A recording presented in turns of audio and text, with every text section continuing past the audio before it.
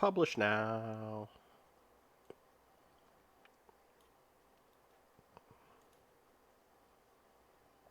You said publish now to the theme, to the tune of the Mission Impossible theme. Did I? Yep. Yeah, a little bit. Huh. You said publish now. Oh, yeah, I guess I did. Okay, yeah, sure. Wait for some people to filter in.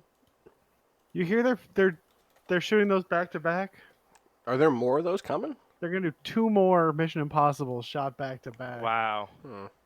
You know, how many Mission Impossibles can you make where at the end they do it, where you're like, I don't know if these people are working on an accurate scale of what is impossible. That's the name of the people they work for. It's not a difficulty. Oh, right. I forgot. That's so weird. Yeah, they work for the Impossible Mission Force, Yeah, the IMF. the IMF. Right. Which doesn't have any other acronyms No. for any other sort of thing. Nope. I wonder what came first. I'm looking into that exact thing right now. I have a really, really good idea of which one came first, but Yeah, it was the IMF. yeah. They're both IMF. Yeah.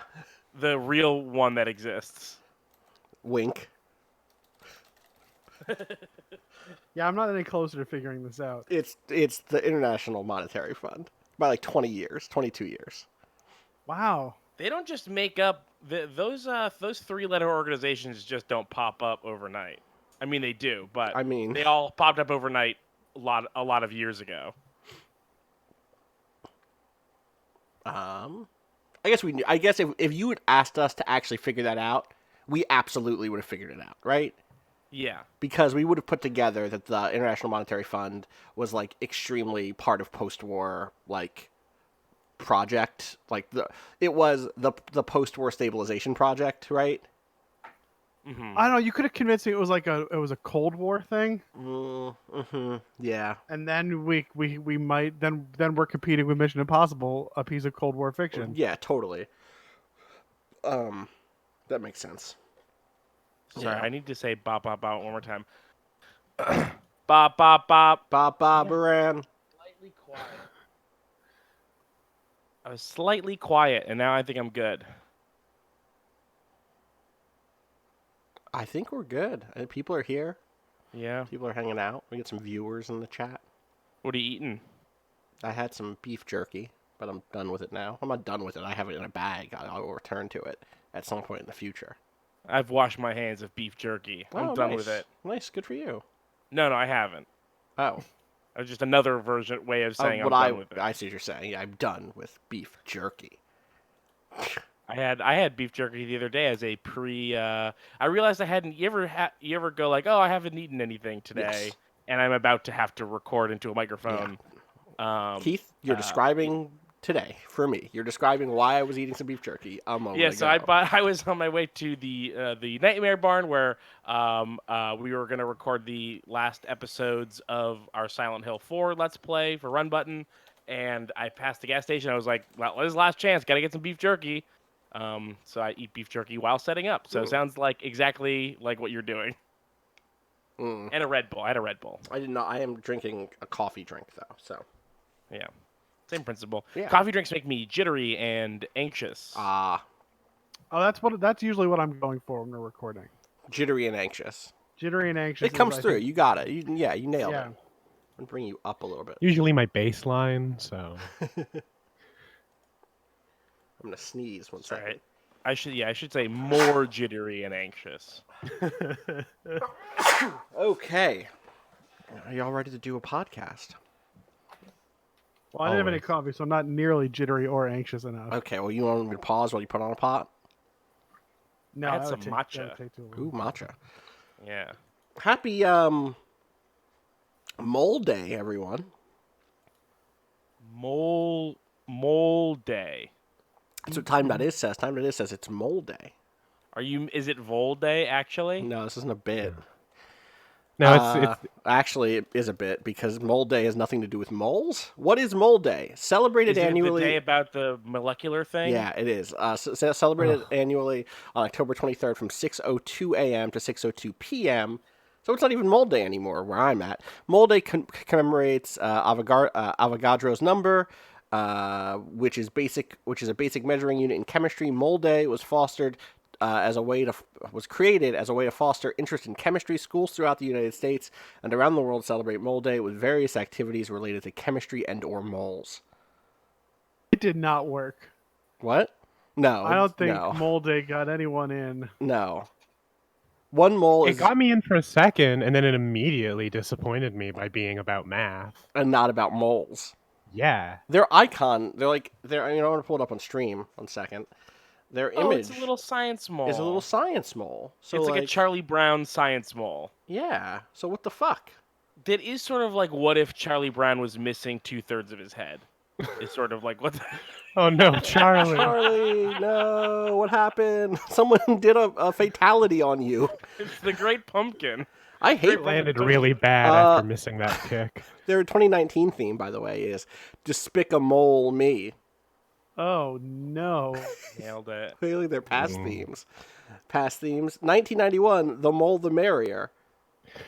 Don't they know that? I mean, we're past Despicable Me. We're way into Molnions now. 2018's was Molly Potter. That doesn't work. Molly Potter. Ah! Sorry, ah, which of these ah, did look at the work? stream. Everyone look at the stream. Look at this terrible Molly Potter. Oh no! No. That's Yeah.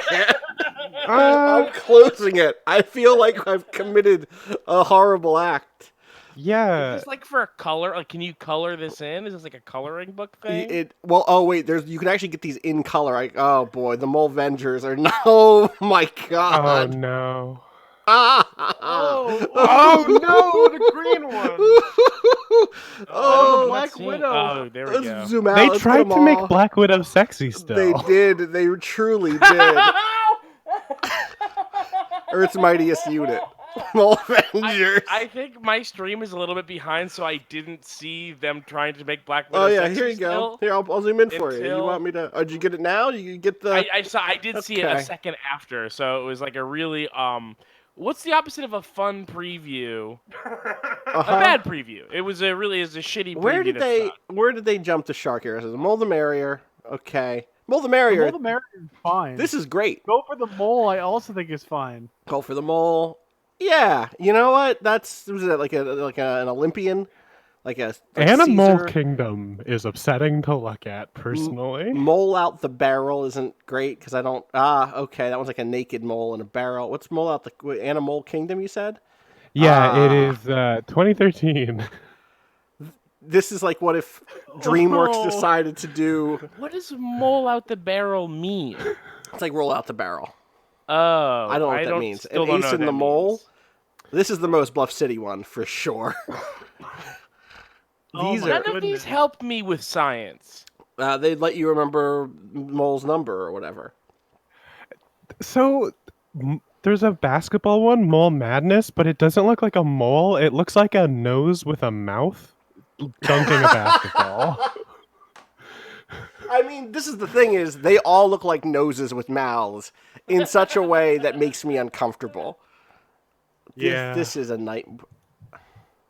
I like this one that's just the periodic table of elements because they were like after. Oh wait, there was a Star Wars one. Yep.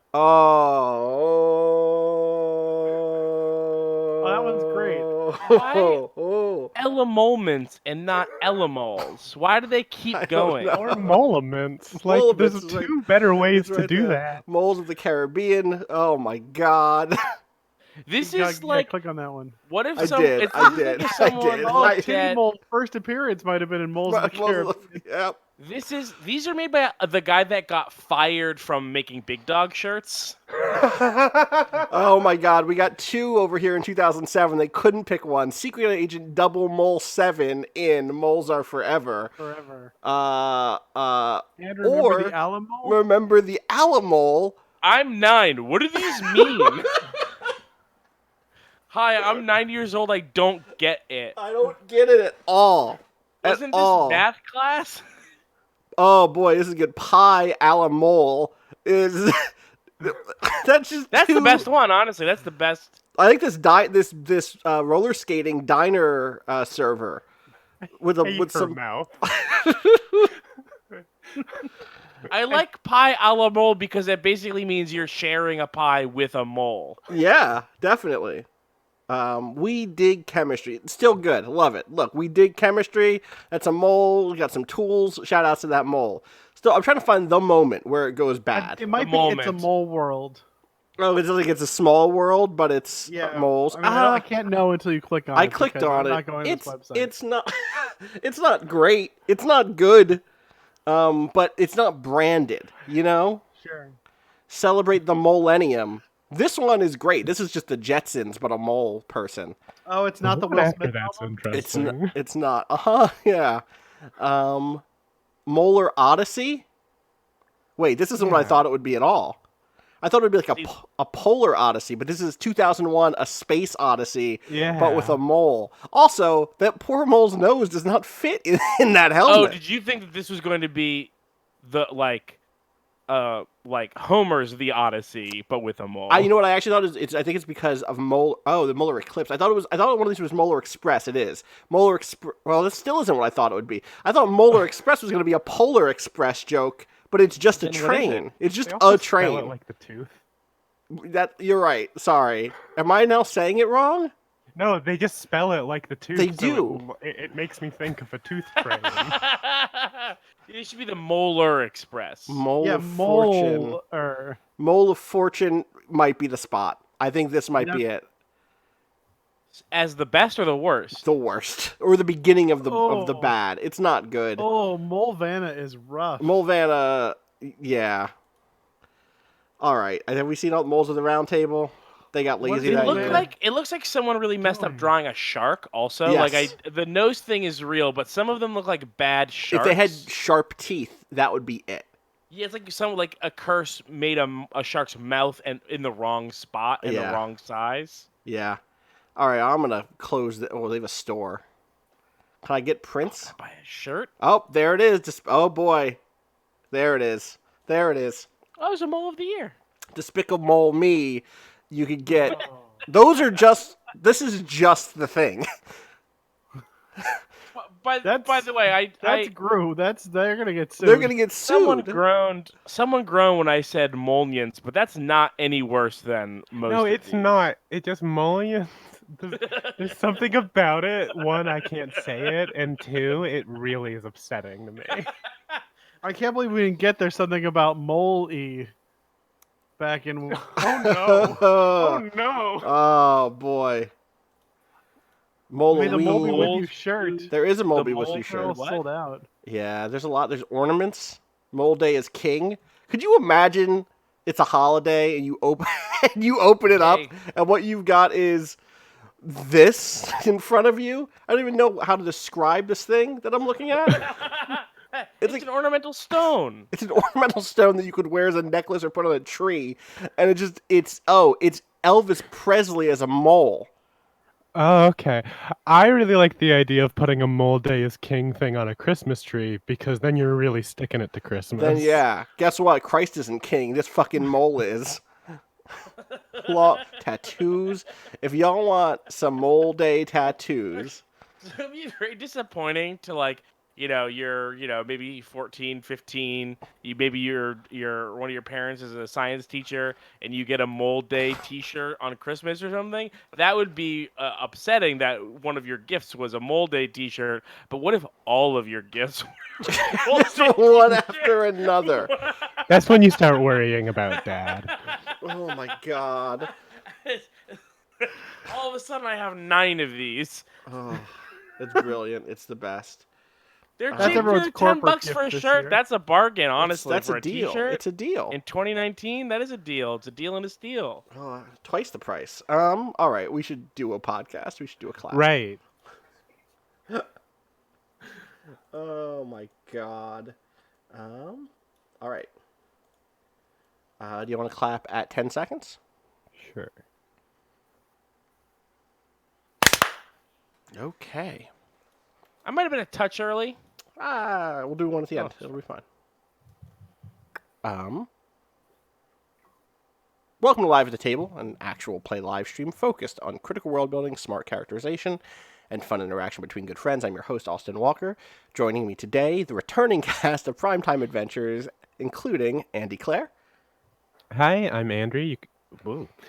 Hi, I'm Andy. You can find me on Twitter at Captain Trash, and you can listen to my other show, Emoji Drome, on any podcast app, pretty much. Keith Carberry. Hi, my name is Keith J. Carberry. You can find me on Twitter at Keith J. Carberry, and you can find the Let's Plays that I do at youtube.com/runbutton. Also, we've been doing for the past, 3 years, a very slow Let's Play of Silent Hill 4, The Room. We hate it. It's honestly the worst game that I've ever played in my entire life. We finished it. It's been up for the last 10 episodes or so. Have been up for patrons only, slowly releasing them. But we're done, and we're going to start releasing all of them. So look out for that. What a bad game. We decided Great that sell, Keith. we decided that we would rather play Sonic 06 3 times in a row before playing Silent Hill 4: The Room again. It is that bad. Well, thank you for your service. I really appreciate it. What is that noise? My phone went off. Okay. Tom Whitney in the chat notes that the Silent Hill Let's Play has gone even slower than this game of Primetime Adventures. Art Martinez Tebble also joining us. Hey, you can find me on Twitter at @Tebble, and I feel just for continuity Yeah. across these episodes, Yes. I should plug one song only, which I think it just started when we did the last one of these. That is true. And Keith asks at the beginning whether or not you will get a full, whether or not he would be able to understand the full arc of Kanye West if he listened to one song only. I now confidently believe yes. or no. Well, there was a whole new arc that got added on after the start. Yeah, we got caught up real quick. I guess there's nothing there about Sunday service, right? So, Or any of what's been going on with him lately. wait, what besides the Sunday service stuff is lately? Well, there was that shitty Kim Kardashian thing. I don't even know what that is. I missed that entirely. I mean, I believe you. He's like going on like, oh, when you wear sexy clothes to the Met Ball, it's disrespectful Oh, to that's me. not great. That's And like, bad. yeah, honestly, Kanye. And it's like the night before the Met Ball, he's like, do you want to wear something else? It's like, you're too late. It's way too late. What, That's not how that anything that's goes. happening for the Met Ball happened months. Isn't he Yes. supposed to be like a fashion guy? Doesn't he know that? Yeah. Yeah, but Who he's knows also what he a knows at gross this point. dude. Yes. Yes. Yeah. All right. We last played this game, or I guess what's more fair is the last episode of this released in the feed January 30th, 2018, which is like 19 months ago or something ridiculous. 20 plus months ago? 20 plus No, months. it's 18, right? Well, No. this one came out in like March 2018, but then the last one did. But we did the character creation even before that. No, unless I'm misreading my feed, my thing right now, I guess it's possible. I was looking at the wrong one. I did not pay. I wasn't paying. I just thought that I remembered. Oh, no, it was earlier than that. Truly, I believe. Regardless, the point is it has been well over a year at this point since we last played. Oh, you're right. April 1st was the second one of these that hit, I think. And I think the other one was maybe February or January. It was January. It was of the that end of same year. January is when we did character creation. So it has been a minute since we have done anything in Primetime Adventures. We should go over what happened and who everyone is and what the premise is. So if you've not seen any of these before, the premise of Primetime Adventures is that we are playing a television show with all of the form and structure that goes with it. Which is to say that there can be an episode where there are like clear A plots and B plots, clear, protagonists, like lead characters and secondary characters. This is a game that is about characters trying to get stuff and to deal with their impulses that get them into trouble. We started by creating a premise for the show, and that premise, I don't think we've written it down exactly on this sheet in front of me, but basically the premise of this show is that it, one, is a hit show in Bluff City. Two, it's a show about the television show follows a group of aliens who landed on planet Earth in Bluff City, in or around Bluff City, sent there with the mission of evaluating the planet Earth and specifically showing off the good parts of Earth, while a rival team of aliens arrived to show off the bad parts of Earth, and to determine between the two of them, we'll send that footage all back both in the form of kind of like documentaries to the alien council, the leadership of this group of this multicultural group of aliens, a sort of like space federation, to determine whether or not Earth should be taken over or destroyed or brought in or left alone or whatever.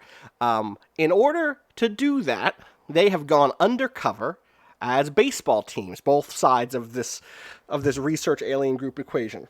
The heroes have teamed up with the Bluff City Blackjackets, aka the Bluff City Blackjacks, a local baseball team.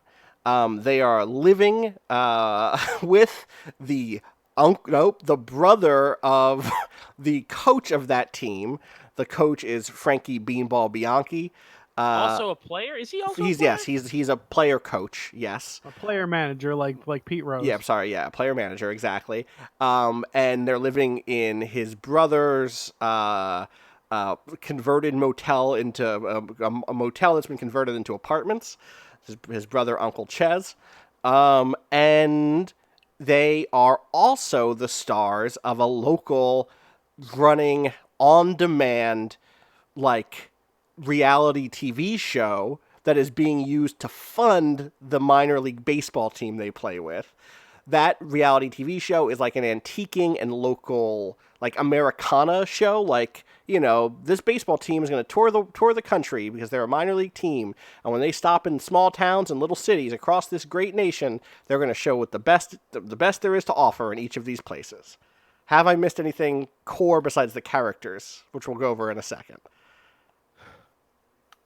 I think so. That's the core. So let's go. It's a show within a show within a show within a podcast. That's correct. Yeah. Andy, can you tell me who you are playing? Give me your concept, your appearance, your personality, anything else you want to. Also your issue and your impulse. Right. So my character is Llewellyn. Uh-huh. They are sort of, I believe, when I described them, they are a Mothman. Yeah. They are a Mothman alien. But gender neutral. Yes. Yeah, like a cryptid, but gender neutral pronouns. I want to be clear when I say Mothman. Mm-hmm. I'm just saying that as a species thing. And they're the producer for this sort of the deepest layer of the show.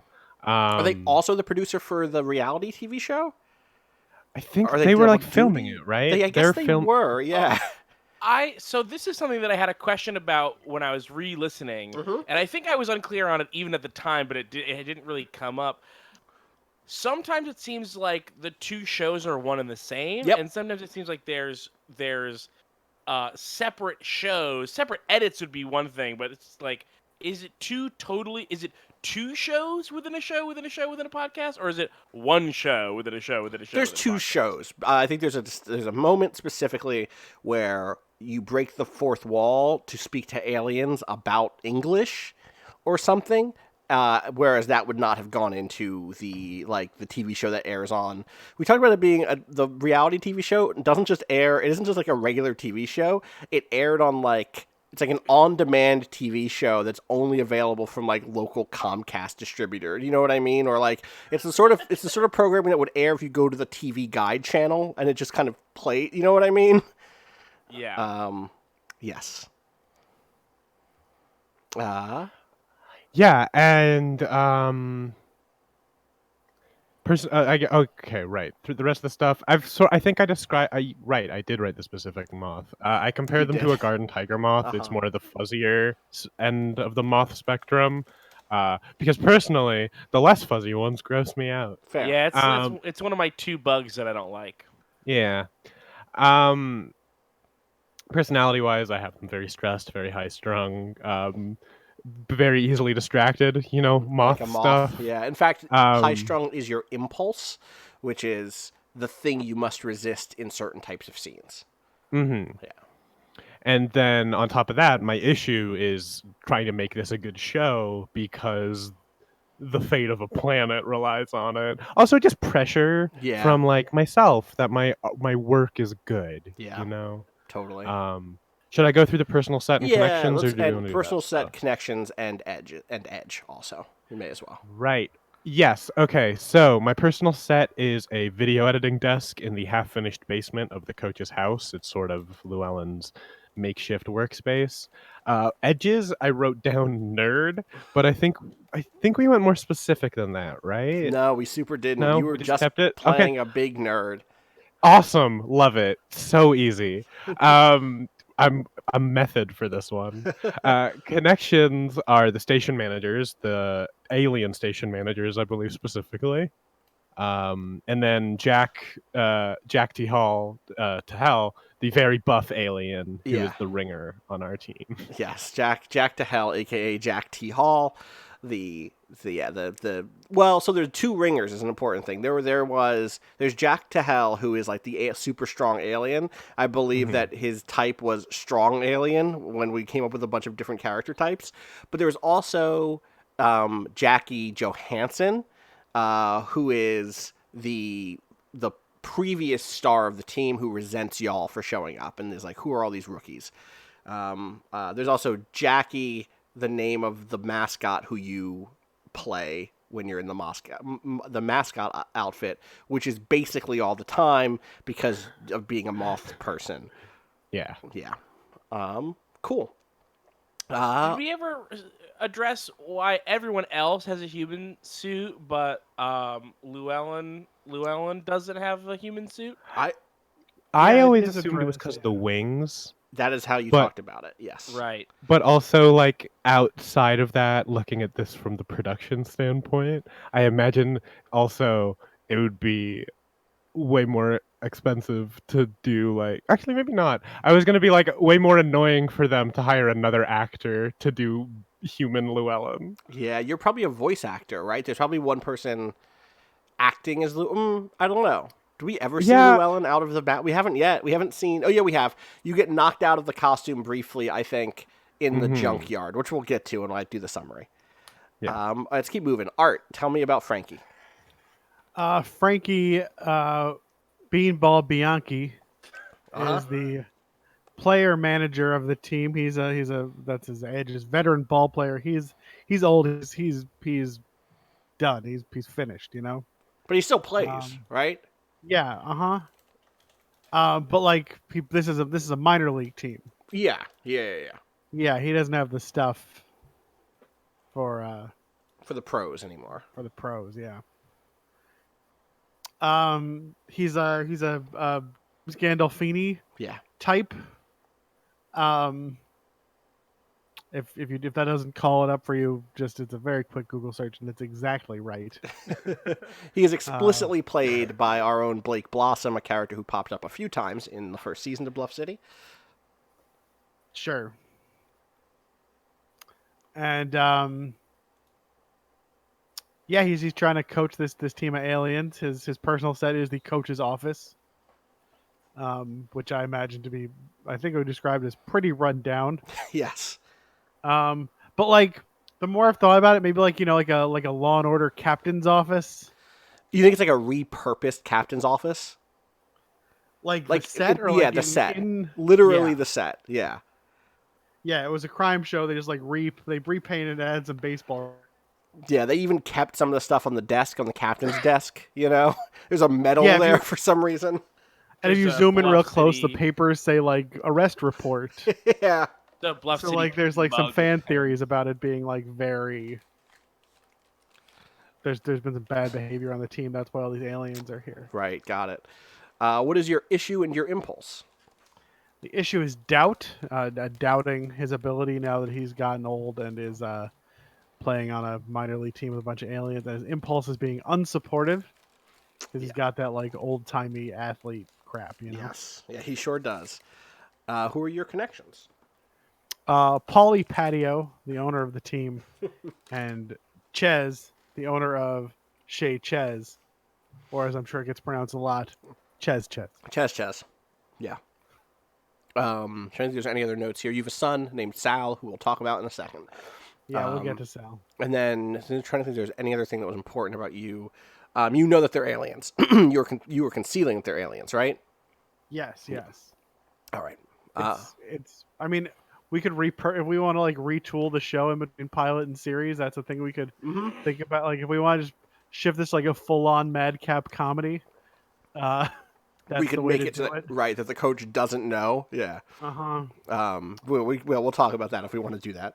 Then we have to recast James Gandolfini with John Lithgow. That's my Keith, you're up next. Tell me about your character. Hi, my character's name is Keith Carberry. No alias. It happened to also be an Earth name. Yep.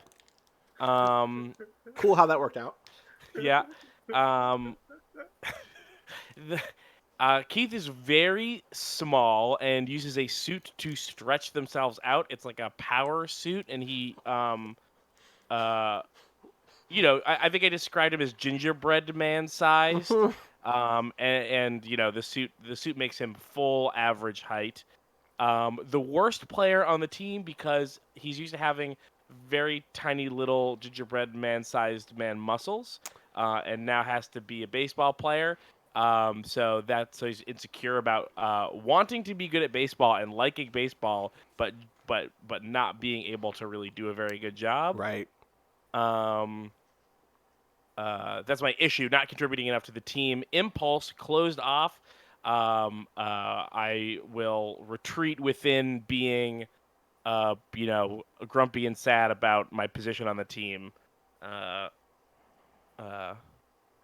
Yeah, and then your personal set is a tiny Personal room. Set. It's a weird room inside of a locker. It's the end of Men in Black 2. When they open up the door to the world and they're all just in a locker. Also it's those other people from Men in Black 2 that are in the locker the whole time. The smaller locker. It's a locker within a locker. Okay. We're giving away a lot of Men in Black spoilers here. Those are not plot relevant. That's old movie. That's a teaser. That's a teaser, not a spoiler. That's a teaser. Yeah. Wow. People, lots of lockers in Men in Black. I gotta see that. I gotta see that movie. You have an edge. Edge. Most suited to antiquing both in body and attitude. I do love to dig around in the trash. That happened. Color-coded trash, all sorts of trash.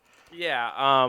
That was described as the Templeton the Rat at the carnival scene from the Charlotte's Web cartoon. That's correct, yeah. Which for a second when I was re-listening, I didn't realize what I was trying to say. I was hearing web cartoon as one thing. Me too.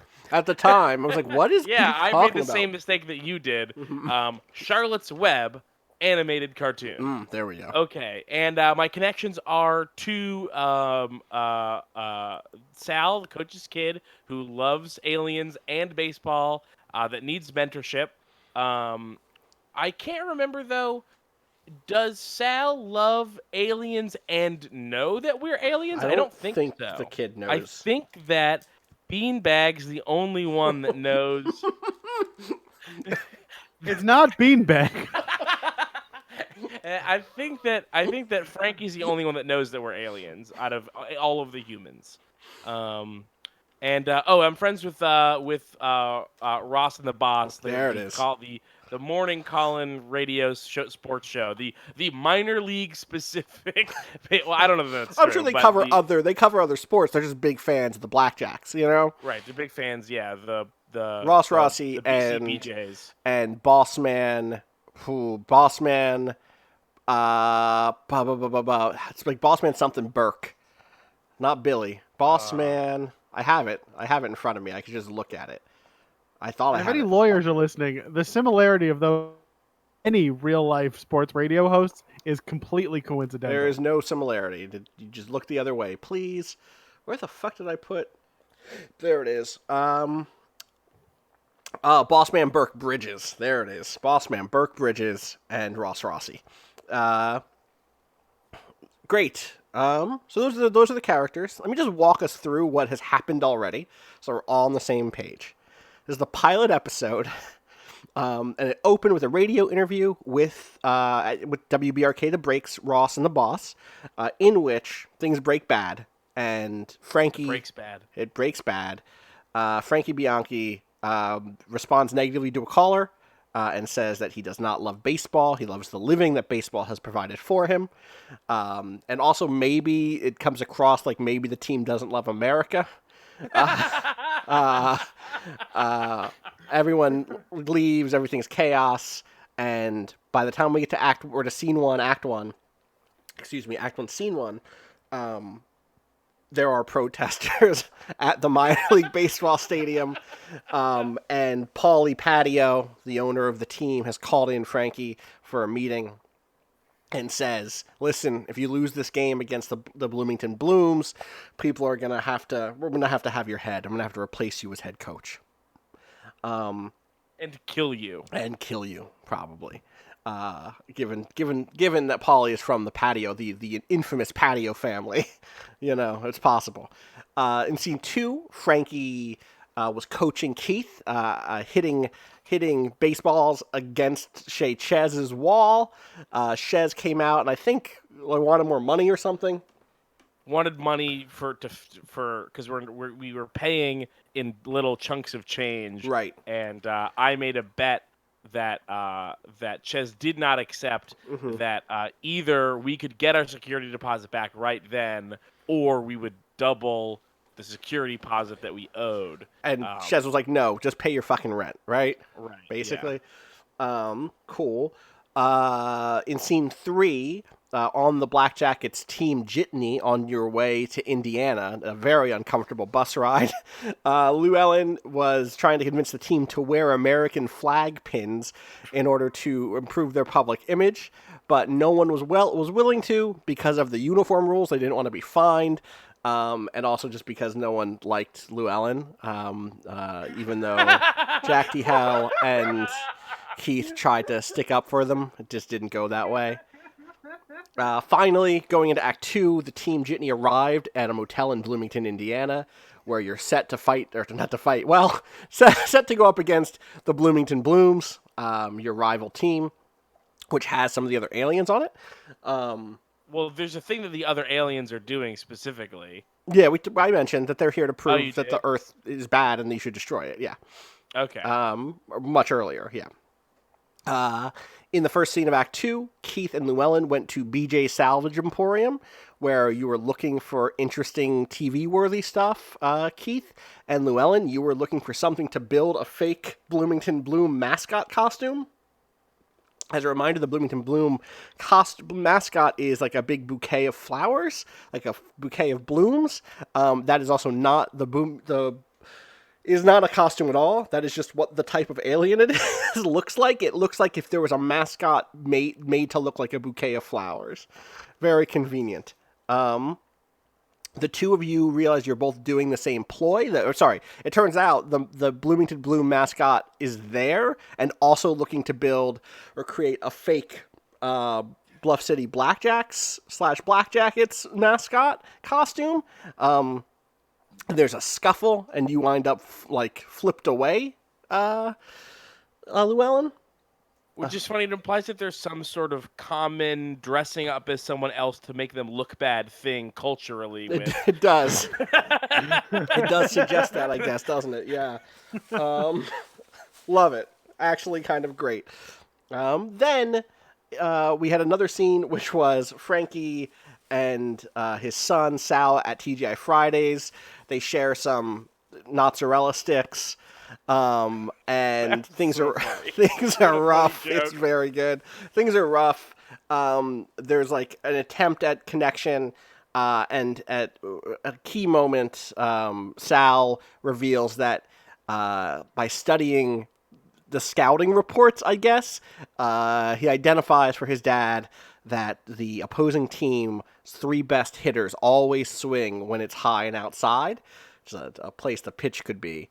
And there's an almost bonding moment, but also Frankie kind of says just at the end, oh, that's good, we can use that, instead of being like, Thanks, son.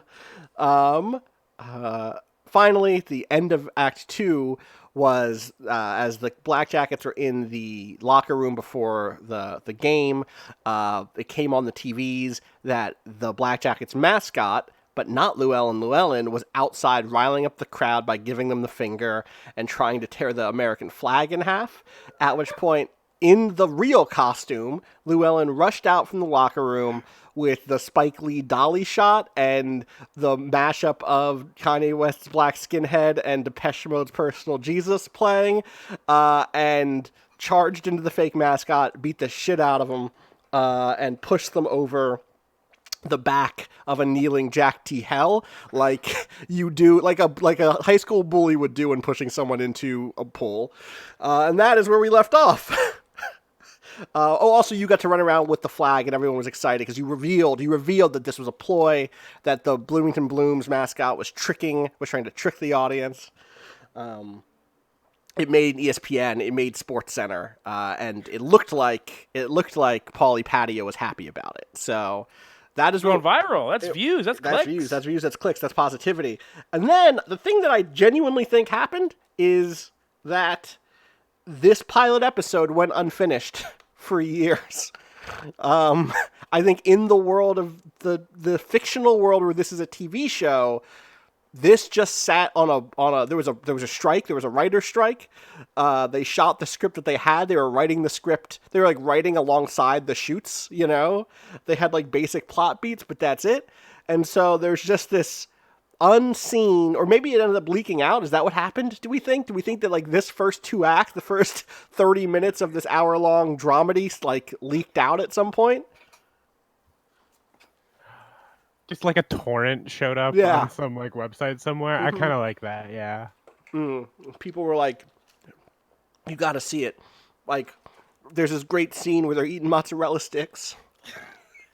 I don't know. I don't know why I sent it to Jay-Z's voice. I don't know why Jay-Z is like, "Bae, You gotta watch it." Sorry, how does Jay-Z say mozzarella sticks? mozzarella sticks." He's always like half laughing. Okay. So what do we do? So we're going to come back in. Does anyone remember how this game works? A little bit. Yeah, we draw cards and then you win. I don't know. That has been the case thus far. It's a real heads we win, heads you win, tails we lose situation. It has been that. So the way it basically works is we have to start scenes. We decide first and foremost, do we want to make a character scene, which is a scene where a protagonist is dealing with their impulse and their issues, or a plot scene where a protagonist is trying to get something and the drama is, will they get what they want? We're going to Act 3, and so I should just read from the third act, like, hey, what's up with the third act? What should we be trying to hit with Act 3? Just when everything seems to be taken care of, which is definitely the case right now, you've pushed over the mascot, what more could you do? The third act introduces yet another problem. The villain they were after turns out to be working for an even more powerful villain, or what appeared to be a case of burglary turns out to be linked to a string of unsolved homicides. Action in the third act should continue to escalate and scale. Act 3 often ends with an epiphany moment for one or more of the characters, a revelation about why things have been happening the way they have, or why it's been difficult to resolve certain problems. Of course, I know what we need to do. We need to get back to the boathouse. Something like that. So, does anyone have an idea for a scene? We can also always talk about general structure. Like, in the past, we were able to be like, oh, well, I want to do a scene when we get there, but we're not there yet. So if anyone else wants to do a scene before we leave, blah, blah, blah. So yeah, let's just open with this. Does anyone have an idea for a scene? I think we should really get to the bottom of these. Haven't heard about him yet. And You cut out there, Art, and it sounded like you cut out exactly when you did your punchline. yeah, it's fine. We'll just Keep on moving. that one's. Fill in the blank. Yeah, I mean it's on the Audacity, so you'll hear it on the feed. You will not. You will not hear it on the feed. Lives don't go in that way. We just keep those files just in case, so that if we ever want to do something like what we're doing with Partisan, with Road to Partisan, we have the original files. Well, then I guess in like 40 years when we do like the Friends of the Table anthology box set release, Yep. it'll be on there. Yes, when we go back to the Masters. Exactly. Does anyone have a scene? I have an idea. I'm not sold. I'm not like tied to it, Uh-huh. but we could have the first example you gave, the bad guy's a worse guy. Yeah. Um, uh, there could be something there with the tapes that we're getting sent that we're sending back getting like re-edited, or the before it's getting played for the people that are meant to decide on whether this thing's going down. Do you think that's a first episode thing? Especially don't know. at the top of this. I guess we should just restate where we're at, which is like the baseball game was about to happen. So maybe that's the frame we should be working at. Oh, right. Yeah. We were like It before. seems so climactic. I We were know. already on Sports Center. I know. Well, we jumped ahead. We like did a flash forward to show that, but yeah. Maybe we think about that as a cut in. Like this just in, and there was just a fight. How goofy is that shit? But no, I think Act 3 should be probably happening at this baseball game, right? Yeah. Yeah, definitely. We have to do the baseball part. Right. Like the big stake for this episode was if you lose the game and also continue to, fans will be upset, and if the fans are upset, Frankie is fired. On top of your personal stuff, which is got to make a good show, which has not been happening great for Llewellyn, and have to like figure out how to contribute to the team for Keith.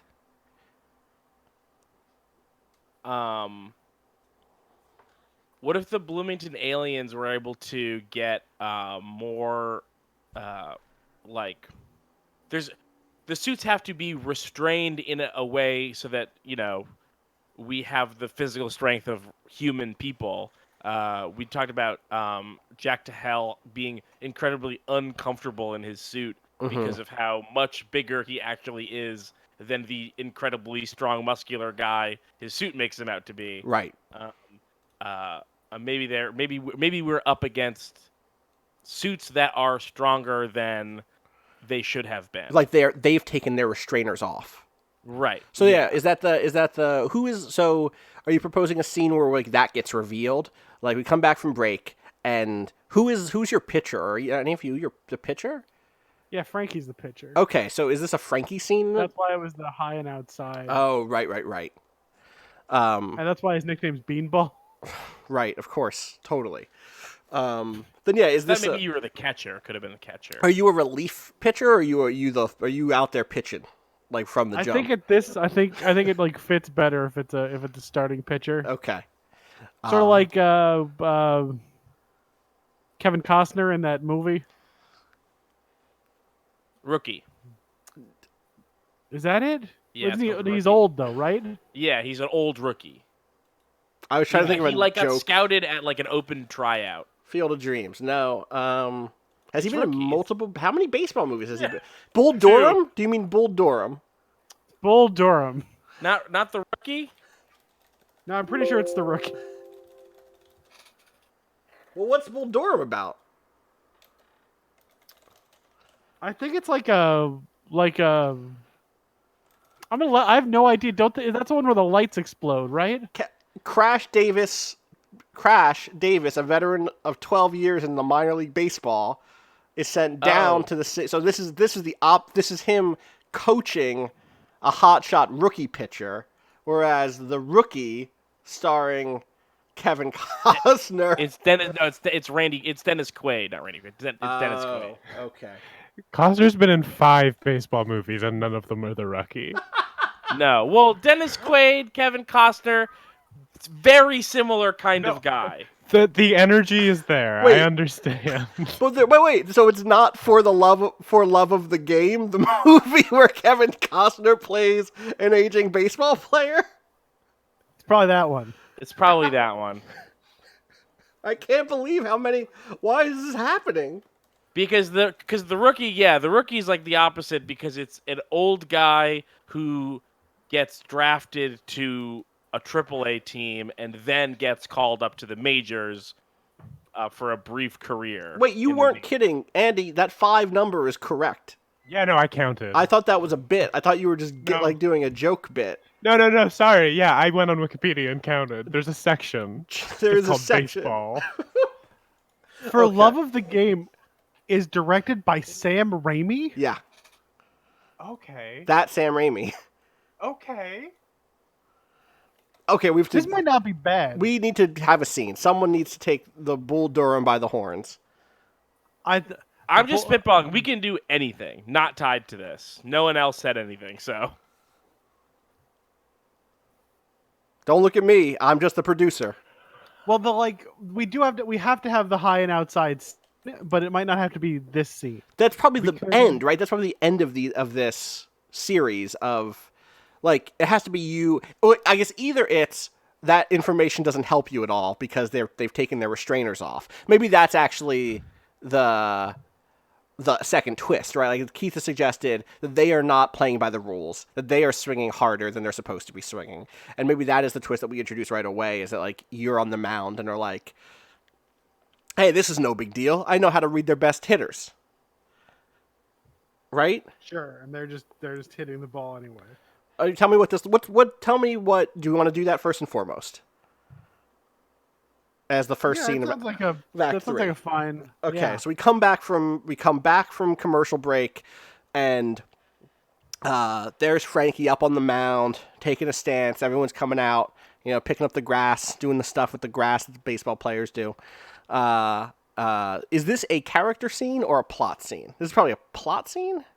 Yeah, it's a plot scene, right? Yeah. Because it's You want to strike out these fucking pitchers, or these Hitters. not the pitchers, hitters.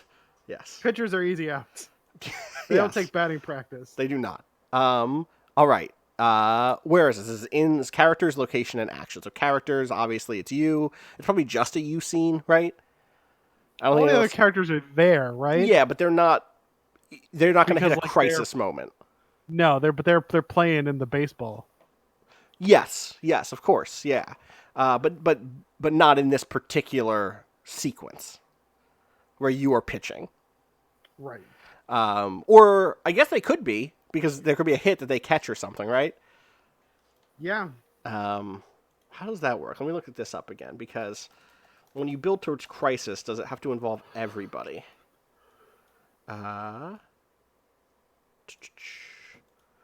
Build towards a crisis. In order for the scene to go someplace, you eventually have to test the protagonist. To get to that point, you need to put pressure on their issue. I guess there's a thing we never really talked through, is whether or not multiple characters in a single scene can have a crisis. Has anyone in the chat played Primetime Adventures and remember this? Yeah, in the first episode, we only ever had one crisis per scene, and it was always the person whose scene it was. We had multiple. There were definitely scenes where everyone played cards, though, and we had different Yeah. different Oh, that results. is We're like, true. oh, because one of the things that happened often, Keith, was that you would end up with a better result than other people, and so we got this great Yeah. like recurring bit of like everyone loves Keith J. Carberry, the baseball player, but everyone hates everybody else. Enough to protest. Enough to protest. All the baseball. Cut out again, Art. That's fine. We went months and it didn't happen. Did I'm just we? throwing up the junk balls now anyway. Okay, great. I'm trying to see if anyone in the chat has answered this. I don't think so. Yeah, we definitely did it that way, but I'm now seeing this where it's like the crisis should be. I'm trying to figure out if that was right, basically. If you can have multiple crises per scene, if that was correct. I was for real about to say out loud, let me check Google Plus. Sorry. Pour one out. Wait, did you Rip do Google that? Was that Plus. you? Is what me. Did you shut it down? Why'd you apologize? Oh, so just like sorry from my heart Right, okay. to Google Plus. Yeah. For the sake of simplicity, let's just do this as just a Frankie thing. This is the pitching scene. And, maybe there will be another sequence where it's much clearer that there should be multiple crises, but this feels like the crisis is, can you pitch them out? Does the thing work? So tell me about Frankie pitching. What's Sure. your And just style? as an aside, Yeah. the whole Wikipedia article on For Love of the Game, Yeah. and it sounds like a real piece of shit. Uh-huh. It just doesn't sound like a good movie. If you're Sorry, listening to Sam. Oh, I this, thought there was more coming. I thought you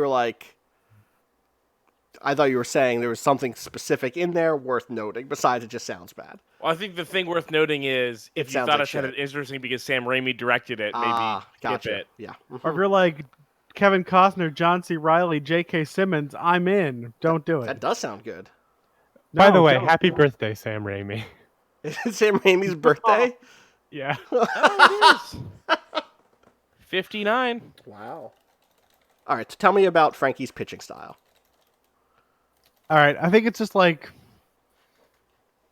I think it is. He's old. He doesn't have his fastball anymore, so he's kind of like a junk ball pitcher at this point. He throws like a lot of curve ups. He's probably got like a is it pronounced ephus?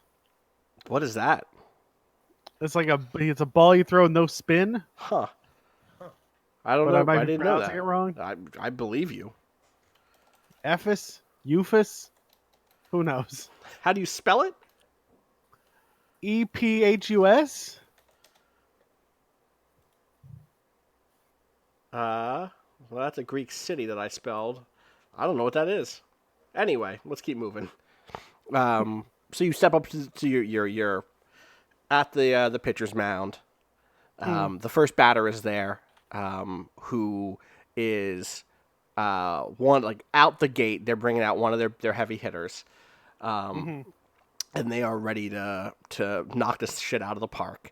Do you know the other aliens? Have you been briefed? Like that makes sense. Yeah, like they've pointed. Why would the aliens not tell me about the other aliens? Good question.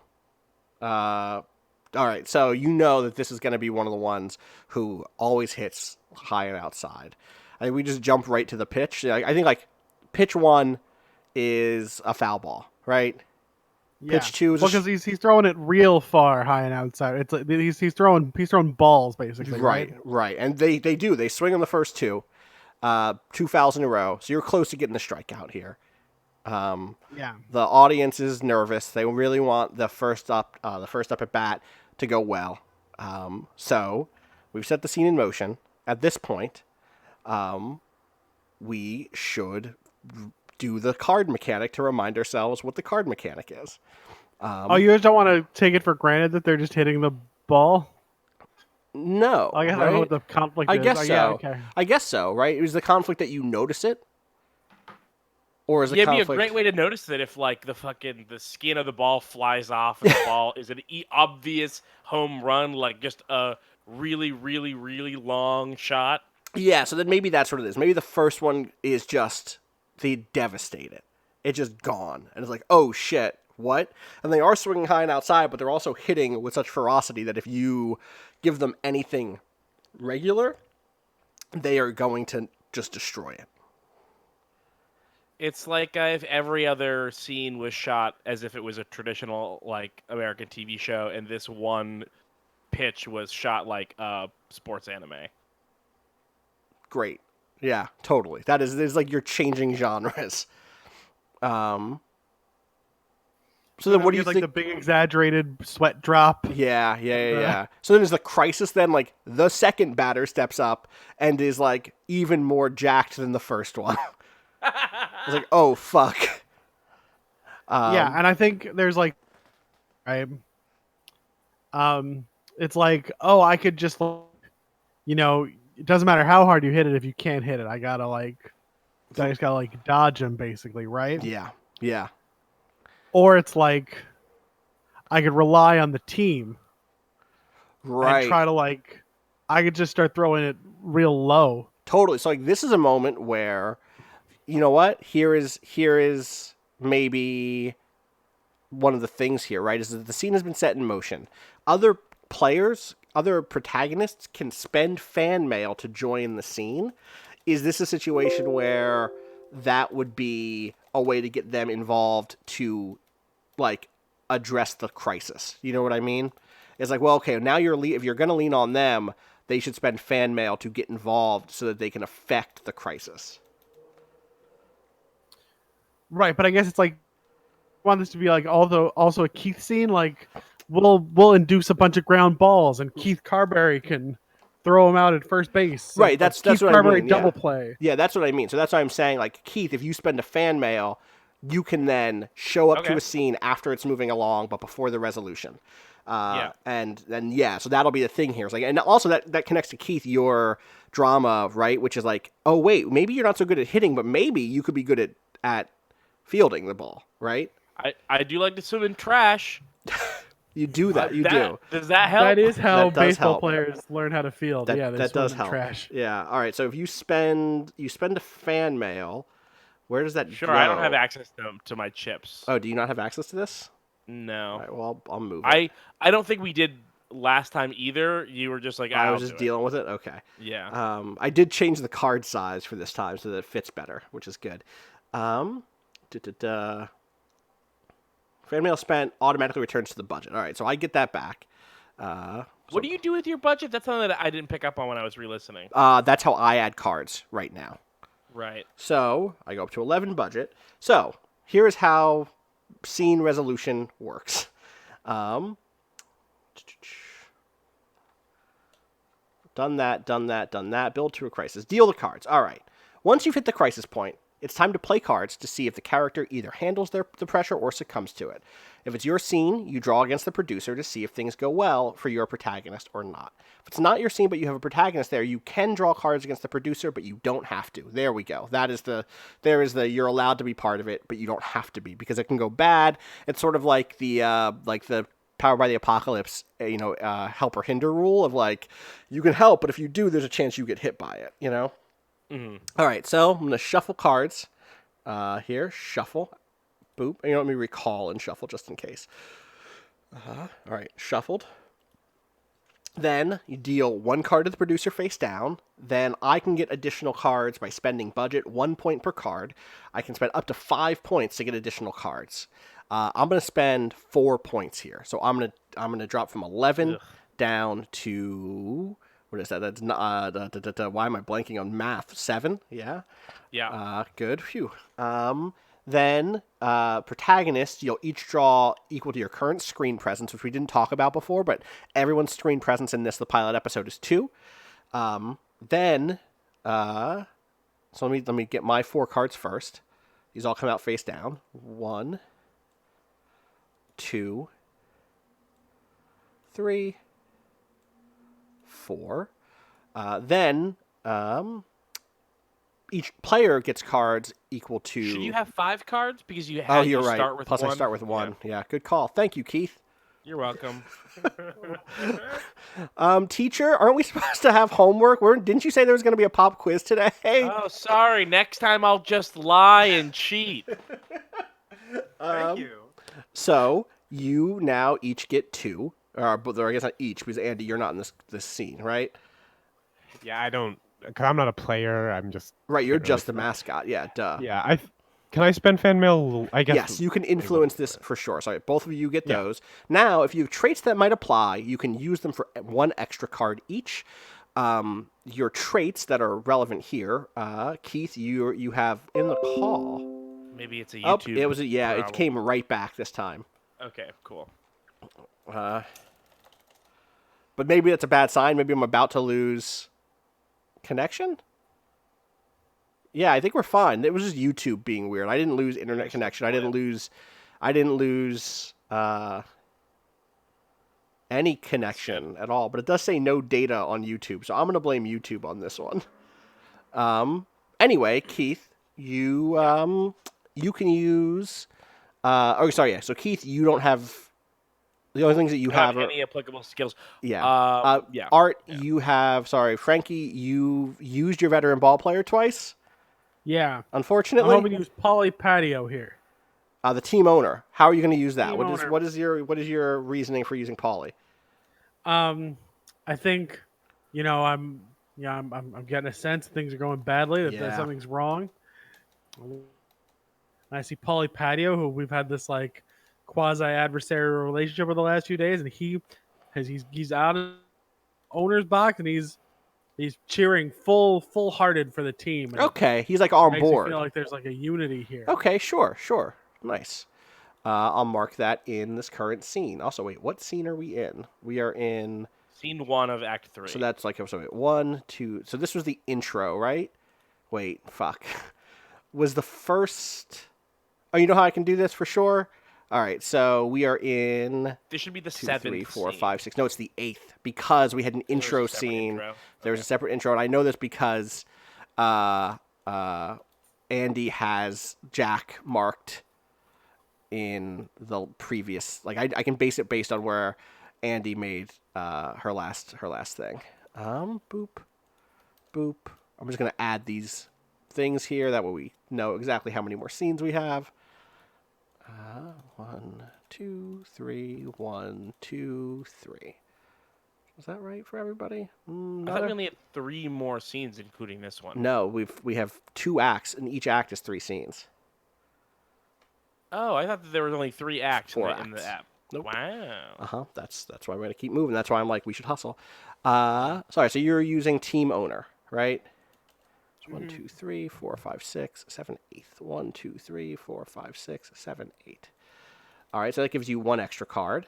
Are you also spending fan mail?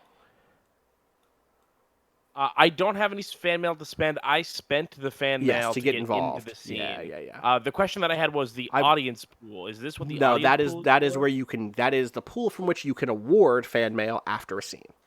Right. I'll spend my fan mail. Yeah. Okay. I can't interact with it, but Yeah, I'll just spend. pull it. I will pull it down or off thing for now, or just go back in. I think it goes back in.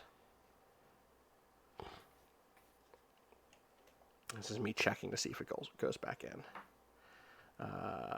Spend as much as fan mail as you want. Any cards bought with fan mail that count as points become budget for me.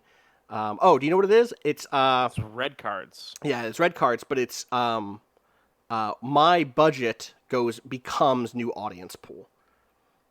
Oh, right. When I spend budget, Unless spent it's- budget goes into audience pool. So I'm just gonna make 4 over here. I'm gonna put those in as soon as the scene is over. Got it. Okay, so then you spent your 1, right, Art? Mm-hmm. So I'll put that over here because that needs to be separate. Fan mail cards. Andy, did you say you were going to? So if I spend fan mail here, it would just sort of help them with this. Yeah, it'll give them challenge? 1 more card that they will. Yeah, I'll spend one of mine here. I have Okay. 2 of them. Are you giving it to Art or Keith? I will give this to Art because we established Keith had a lot of success last time. Okay. Boom. Okay. Are we ready to flip these cards? I want to be clear, in case anybody listening forgot, my success was all no, but the second to worst thing that you could get. I'm trying to get us a yes, but at this time. That's true. I did get 1 yes, but you were the only person that got a yes and the whole last game. No one Oh, else got damn. one. Damn. Yeah. Damn. All right. All right. I'm gonna flip these. Can you interact with your cards? Yes. Okay. You right click them and then you hit Yeah. flip. Boom. Bad. Oh boy. Bad. All right. Hey. Art has more reds than me. So, all right, count up all the red cards, hearts, and diamonds. I have 2. I have 2 hearts. Art, you have 3 hearts. Keith, you have no hearts, or no reds, rather. Look at the highest card you have. Aces are high. And your highest card is, and then it's alphabetical order, clubs, diamonds, hearts, spades. So ace of clubs is high, then ace of diamonds, and ace of hearts, and ace of spades. I have the only ace out, right? Yes. So I have high card, but if you have more red cards than the producer, and your highest card is higher than the producer, that's yes. And in this case, no, it's more red cards than the producer, but the producer's highest card beats yours. The answer is yes, but. And because it's a plot scene, this is Art, you're getting yes, you get what you want, but your impulse is provoked. And Keith, you're getting no, you don't get what you want, and your impulse is provoked. Yeah. So, Art, let's talk about what this looks like for Frankie. Yeah, I don't. the unsupportive impulse is a hard one to do when the scene you've painted is about getting the rest of the team involved in the game here. Is it like? So, Like he grinds into a double play, and Keith Carberry has like a really good, diving cat. Like he dives to get the ball and turns the double play, and like is just not and just it's just Frankie does not acknowledge him at all. it could be both ways, right? Because Keith, your impulse is you close up, right? Right. So like you don't get. Well, also Keith does not get what he wants, so that suggests he misses the ground ball. Oh, so how do I turn this in? So like Keith misses the ground ball, and like the third baseman gets it or whatever Yeah. or whatever. And What that's position do you play, Keith? Oh, I don't know. Shortstop. great. Keith plays So, like, shortstop. Yeah. Keith dives for it, misses it. The third baseman gets it. The third baseman turns a double play, and Frankie just starts yelling at Keith. Oh. Ugh. Oh. That's brutal. Give me a taste. Just like, what's the matter with you? You can't hit. You can't catch. What are you even doing out here? There's no antiques out here. I ain't that old yet. Oh. Oh. Antique is like 70, right? That's when something's an antique. Is that how that works? I don't know. There's certainly antique has a definition. I know that. God. As a reminder, any. 100. Antique has to be 100 years old. Okay, gotcha. Wow, really? That's old. That's pretty old. Yeah.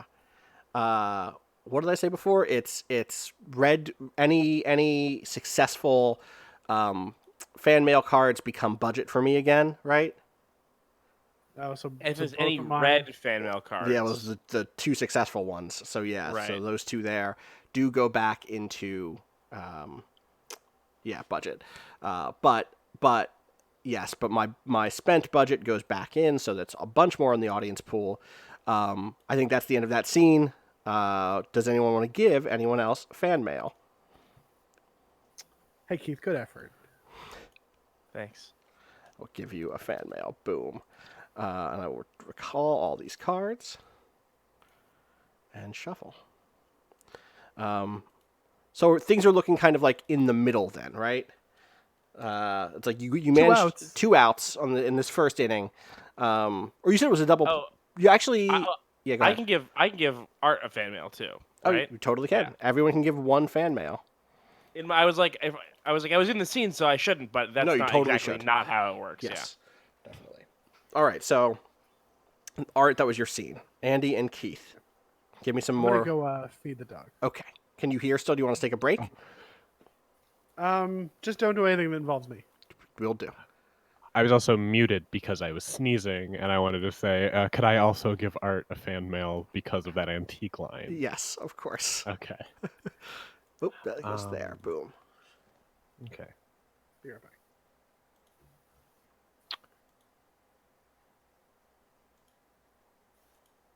So we were doing a scene with either. It's either Keith you or I? or Keith. Yep. Okay.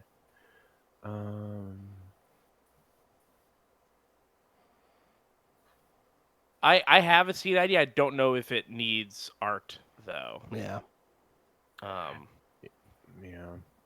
My only idea is like more based around Keith than Llewellyn. Just because it's a little hard for me to think of like, aside from cutaway gags, like if a TV Oh. show would really go focus on the mascot right Well, now. maybe we zero back in on the thing that Keith introduced, right? Which is like part of what we learned from that last sequence is that the Bloomington Blooms, the aliens in the Bloomington Blooms, are cheating, right? They are using their full alien strength.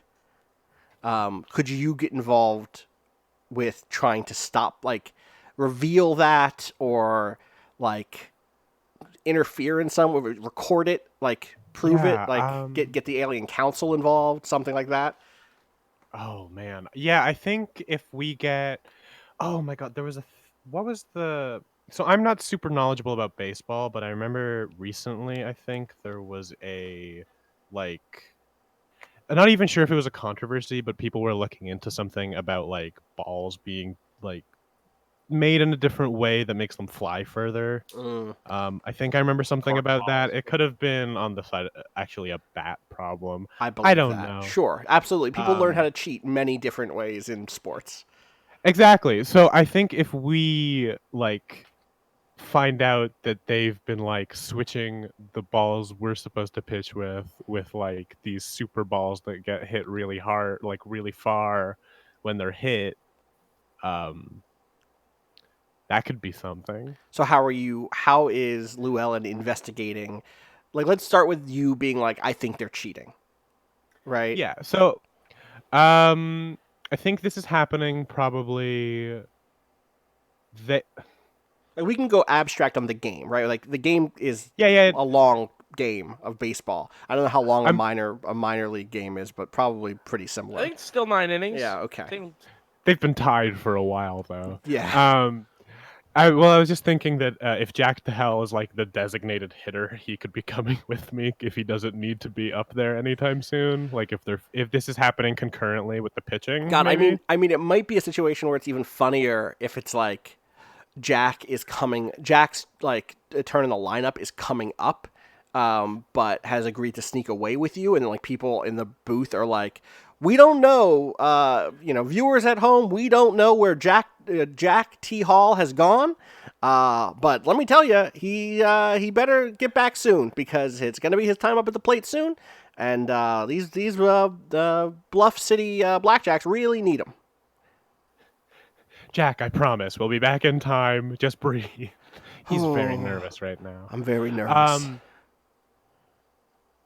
Okay, so I saw the mascot like bringing this weird bag in to the locker room earlier, and you may be asking, Llewellyn, why were you spending so much time focused on this mascot? You showed the world what a fraud they are. That is But as exactly what I was about to say. Llewellyn, how do you I know? am I am a journalist, I'm an investigator, and more importantly, I am a truth teller. And so for my documentary, I needed to get footage of them crying in the locker room.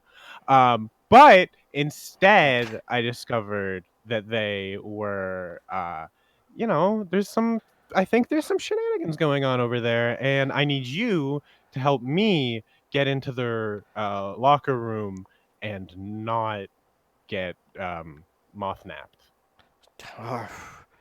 You know, you know me and you are tight, and I'll do anything for you. But it's got to be quick, okay? As quick as we can be. I'm Okay. super fast. You know that. Very.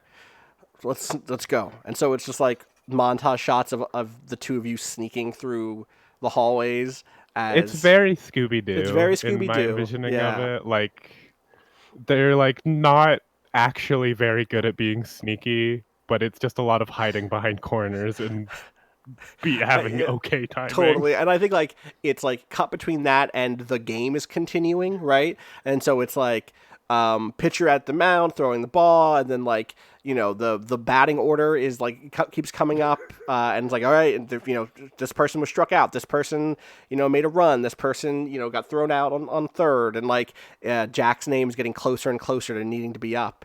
Also, there's at least one moment here like while you're trying to sneak around a corner, we cut from sneaking around the locker room area to back into the field, then back in the back rooms, and back in the field, and then we cut back one more time, and it's like Jack signing an autograph for a security guard, and then we cut away again. Then we come back, and you're finally at the locker room. The crisis here is definitely like you're in the locker room looking for something, looking for proof, and you hear footsteps coming, or something, right? This is a plot scene, probably, right? Yeah, probably. This is definitely right We're deep in trying. plot mode. We're trying to sort of like this is involved in winning the game. I feel Yes. like anything under that umbrella we can call plot relevant. Definitely. I'm gonna spend 2 budget here, so I'm gonna have 3 cards. Can I ask real quick the difference between a plot and character scene mechanically? Nothing. Got it. It's all about what the focus of I mean, that's not true. It's not nothing. The mechanical difference is how you read the results. In a character-based scene, a yes means you've resisted your impulse, whereas a no means you give into your impulse. So if the interesting thing about the scene is it doesn't matter what the result is, but it's about how the character handles the result. The thing that you're interested in leaving up for grabs is whether the character, like, gives in to the thing they're trying to push down inside of themselves or regulate inside of themselves. Then that's a character scene. You know, it's not does the team win? It's how do you react to losing, right? Oh, Whereas, I see the chart right here. Yeah. Whereas the plot side is the thing that is the character going to get the thing that they want, the specific like action or outcome. You know. Right. So character scenes, like the major thing is the impulse, and the minor thing is the intention of your actions. Yes. And then it's flipped for plot. Correct. Correct. Got it. You might win the game, but you get, you become a huge braggart afterwards because you weren't able to control your impulse, whatever it is, Yeah. So, Andy, you start with 2 cards. Yeah, and I think for this one, I'm going to use my Jack to Hell connection. Yeah, is that your last one? How many times can I use that? Oh, you in fact cannot use it. You've already used it. So Jack is here in the scene, obviously. You have your nerd points still, and your showrunner boss alien points still. You know what? I'd love to use my nerd points. All right, how are you using your nerd points? Could you use both of those? Those both seem applicable. Totally, you can use as many of these as you want. This is you being the showrunner by like managing. Yeah, actually, the boss alien one might work better because this is like, oh, I'm getting some very good footage from this. Do you in fact call in like a lot? Do you basically call them up and be like, "Take a look at this," like live stream style? On like whatever their equivalent of a cell phone is, yes. With like holding it between my shoulder and my cheek while filming this, and also looking through a bag. Yes. Yeah. Totally. That's great. Yeah. I think they're like garbled. They're not garbled. The whole thing we suggested with them was like there's like a council. There's like a shadowy XCOM style, like Overlord style thing. And so they are like what is Llewellyn your given name? Is that the name you use? Yeah. Okay. I think so. And so they're like and also you were like the whole thing with you was you were already on Earth, right? You're like you were the nibbling of an established Mothman, like a cryptid Mothman. All right, so the one that we know and love. Yes, of course, the culture's Mothman. Arthur from The Tick. That's the one, the Mothman we know and love. The Mothman, from Fallout 76, everyone's favorite. Llewellyn, why have you called us? Hey, so we've got some really interesting and fun developments. I thought you guys would want an update. So, first of all, we've got another group of aliens trying to sabotage us. Made for some really entertaining stuff. I'll be sending you guys a rough cut soon. Anyway, just wondering if you guys would be interested in this. Right now, I'm shooting, I guess it's kind of like found footage. In the locker room, literally. Yeah. Yeah. And I was just wondering, if you thought it would fit. I know it's a little bit more experimental than the typical documentary stuff we've been doing, but Blair Witch really pushed the envelope, and I think we can do the same here. And I think at that moment, Jack says, like, Llewellyn, come and look at this. Let's do some. Are you spending any other points here? Is anyone spending points here? You spent. So wait, you got one more for the board. You didn't spend any of your nerds, right? No, I didn't. All right, so that's just over here. And did you spend fan mail? You're holding your. I'll fan spend mail. this fan mail too. Okay. Yeah. Boom. I'll pull that over there, and put one of those there. Is anyone else spending fan mail? Art, are you back? Mm-hmm. All right, is anyone spending fan mail on this moment? No. No. Okay. Ready to reveal? Yeah. All right. Flip cards. His last one better be a red. It is! Okay. I got 2 reds and the ace of clubs, the highest ace. This is at least the second time I've drawn it. You got 3 reds, which means this is a yes, but this is a you get what you want, but your impulse is provoked. What was your impulse again? My impulse is high strung. Okay. So So what do you find? What did Jack find, and does the council now see? I think it's got to be something more than just stuff they were using to cheat with baseball, Yeah, right? yeah. Like Is that's it? the twist here. Yeah, totally. Well, no, because the twist is that your impulse is provoked. You get what you want, right? So Well, yeah. I guess I just mean like in terms of the twist that that provokes the provokes your impulse, yeah. right? Okay, yeah. Totally. Let me Maybe just think of what it could be. is it something tied to your issue? So your issue is the pressure that the show is good because if the show is bad, which is to say, if the alien audience isn't convinced that Earth and Earthlings are dope and that they shouldn't be eradicated, they might get eradicated. So what if it's like something really like disconcerting or like scary about Earth that they have found that sets off this pressure? Do you know what I mean?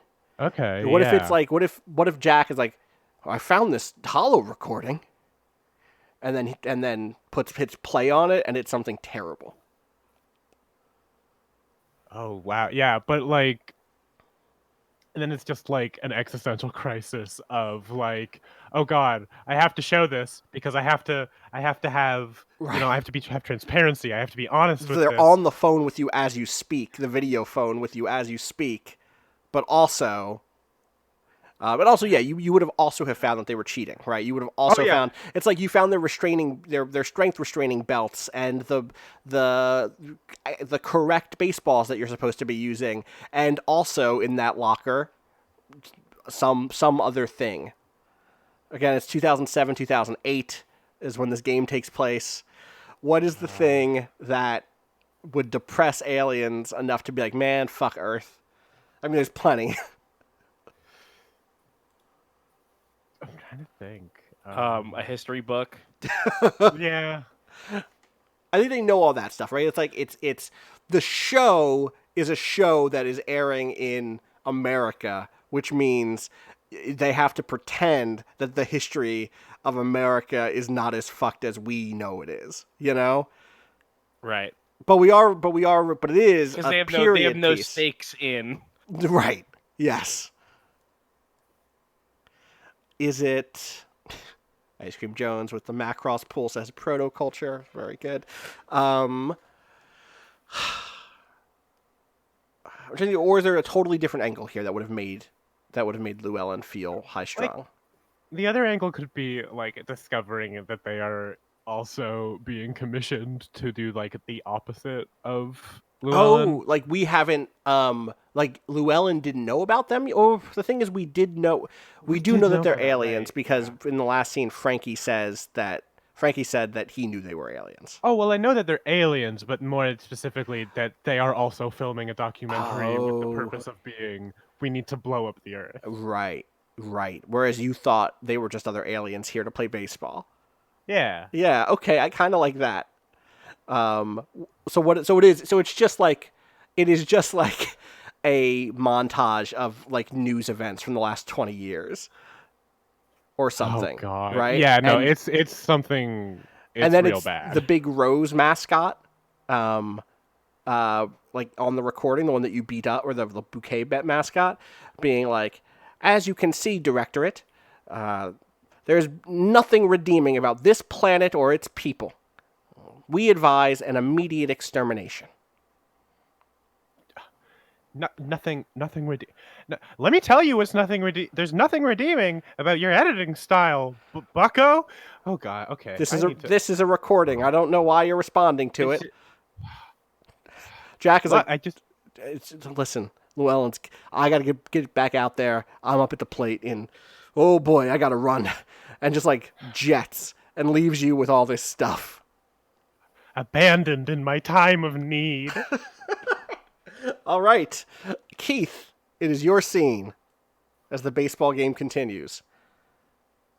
Oh, this is rough. Okay. Also, wait, any fan mail for that scene? Oh yeah, I'll give Give Andy a I'll fan give mail? Andy a fan mail. Yeah, Boom. totally. Yeah, me too. All right. Thank you. So Oops, I should have deleted these. There we go. so while this is going on, the baseball game is also just happening. Yeah. You tell me what the Um, score is. Like, I think it's probably even, right? Because that's how. Oh, you think it's even? It's well. Unless They've you. got super home run batters going on. I was trying to respect the result of the art scene, which is that like you're keeping Oh. up with them but In struggling. in my head, it was like instead of being 10-0, it's like 8-5. I think it has to be close. It has to be like one That's inning. I know it's close-ish. close-ish, but like it has to be within one. It's TV, and the stakes of Art's not roll, but Art's turn that Art succeeded Yeah. at was whether or not he could successfully. That's true. Pitch, Okay, right? so regardless, my idea is the same. We've got to pull ahead. You Yes. can't win in a tie. It's baseball. It doesn't work. Also, we were not told if you don't lose, then you'll keep your job. It was if you don't win, then you're losing it. Yes. Those are Frankie's stakes. So, And at this point, Frankie's been yelling at you. right. Well, Which I is was bad. trying to. I want to switch. I want to switch up how we're playing, or at least how I'm playing. Sure. In the first act, second act. In the second act, no, first act. In the first, in the first act, I was doing my batting practice, right? Yeah. And I was alternating between big swings and bunts. I was You practicing were. both. That's true. And then later on, actually, I think 2 times later on, Frankie told me that I couldn't even bunt, which is his fault because he's the one that's supposed to be teaching me. But I think that if I'm going to be a help at all, I've got to stop trying to swing for the fences, and start trying to just reliably get on base. Okay. And you don't need any muscles really at all for bunting. Even You your just little have to muscles hold will the bat do. there, even my little ones. Yeah. So I think I'm gonna try actual real bunts. All right. So what's this look like? We're playing 1920s baseball now. What's this look like as a TV show? Like when we cut away from the locker room and come back to you, how does the audience see you stepping up to the plate? Or like what is as a TV show, what's this look like? I think it looks like the funniest thing about a bunt is when Or I mean even before you bunt, just like no, Keith this comes is out part of it. the This is part of it. I have to wrap back around. The funniest part of a bunt is when, which I think is an inherently funny way to get on base, is like the second where it goes from, because you don't want anybody to know you're about to bunt until the second that it happens. Right. So the moment where it looks like they're going to like swing the bat, and then instead they just like hold the ball and like boop, and then it goes up the line. What is it? What's the thing between the bases? Whatever. Yeah, it's like a line drive. What is the? But that's not a line drive. Is a drive. No, line drive not is a straight. A line drive is describing the path of the ball. Yeah, and the line, that's the not- lines on the side of the field are Yeah, different. that's a different Okay. thing. Yeah. Well, the path of the the area where people bunt into, like up third or towards first, like halfway. Yes. So I think it plays into that and tries to frame it in a way where, like, here he comes. Keith is gonna try. This is where he goes and he does the big swing and he gets the good hit. But then the frame immediately lowers from or raises from like a nice the triumphant camera angle. Yeah, of course. Switches from that to a very sort of stark like bunt up from the batter's box to the from the dugout to the to home plate. Like that's the frame. Is Right. Of, like he's gonna go and swing for it big, but doesn't, bunts. All right. So I'm gonna spend 2 budget, which means I have 3 cards. 6 budget left. You start with 2. I'm using my fan mail, absolutely. Okay. anyone else using fan mail to help? I'll use one of mine. Okay. Just got 2 of them. Might as well. Bop. Bop. None of my things apply unless I've Yeah. been getting extra coaching from Sal. Oh, that's actually possible. Yeah? You know, that Sal is one of your traits, and we did establish that Sal was studying tips from some sort of scouting report or minor league baseball magazine or something, right? Minor League Monthly? Yeah. So it's possible that we get like before you go out, or like we go like sometime earlier in this sequence, Sal was like in the dugout with you, whispering something in your ear, you know, Yeah. or being like, you know, No one's ever bunted to them before. ever, not once. They probably know what a bunt is, but no one's ever. Oh no, Sal doesn't know about the aliens. Does not know about the aliens, but does Right. know that you're like little compared to most people in terms of your like your baseball playing stature. Doesn't know that you're Right. a tiny alien, but does know. And I definitely think he's like, us little guys got to stick together. Okay, all right. I'll allow it. Yeah, give me another card. That's how it works. All right, there's Act 1, there's Act 2. This is the last scene of Act 3, right? All right, Yeah. that is your last use of Sal. You do have one more. You call on your friends with Colin show trait one more time. All right, but that is not a. Wait 1 second. Wait. These 2 need to be over here. They have. Okay. Yeah, because those 2 are your the 2 that we drew for your what do you call it, for your fan mail. Fan mail cards have to be over in the fan mail thing, so that I know Okay. whether or not they add back I to only my budget. had one fan mail token. Andy gave you another one. Oh, great! Thank you, That's Andy. why you have 5 problem. cards. All right, ready? All right, ready. Let's flip them. Red 4, black 9. Fuck, I drew 3 red. 5. Oh, King. You've already lost. I have already. But you have high lost. card. Oh, you have the high card. You have the high card. You have the high card, but I have 3 reds. I don't get any budget from this, which is good for you because you didn't draw any reds in with your fan mail cards, but I did Right. get 3. So when the producer, if you have as many or fewer red cards as the producer, but your higher card beats the producer, the answer is no. But this is another plot scene. We didn't say that. We should have said that. It sounded like it was a plot scene. Yeah, though. yeah, it was a plot scene.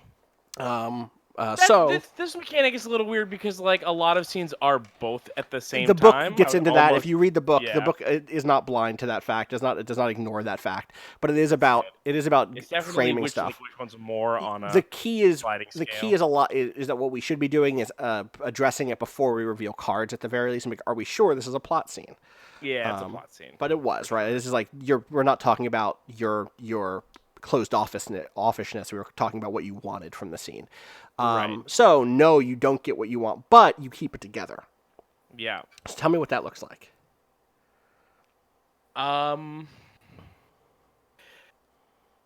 The cards were pretty close, right? So I think that I bunt and it goes where I want it to go, and I run to the base and I get thrown out, and it's close.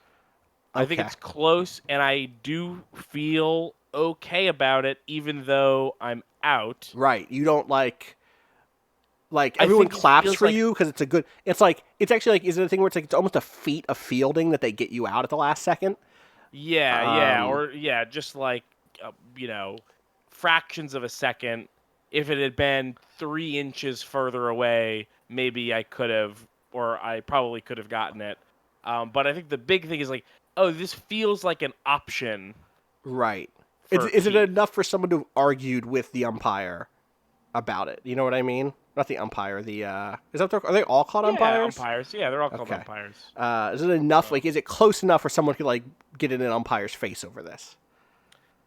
I a couple weeks ago I watched a lot of people getting thrown out of baseball games by umpires, and so yeah, absolutely, they will. Umpires will throw someone out of a game for anything. So yes, I'm saying yeah. But do you? You don't because No. I think okay. that I think that I know that I was close. But if you were like the manager in the dugout and you were watching it, it maybe could have looked like I got it and was safe. But if I don't push it, then they probably wouldn't push it either. I'm thinking about how And if I'm also how do we wrap this act where you've now not gotten on base and done the big heroic thing, but you've kept it together in such a way that like you are overcoming your impulse to close up, but also the act is ending, so it didn't go well for you. Right.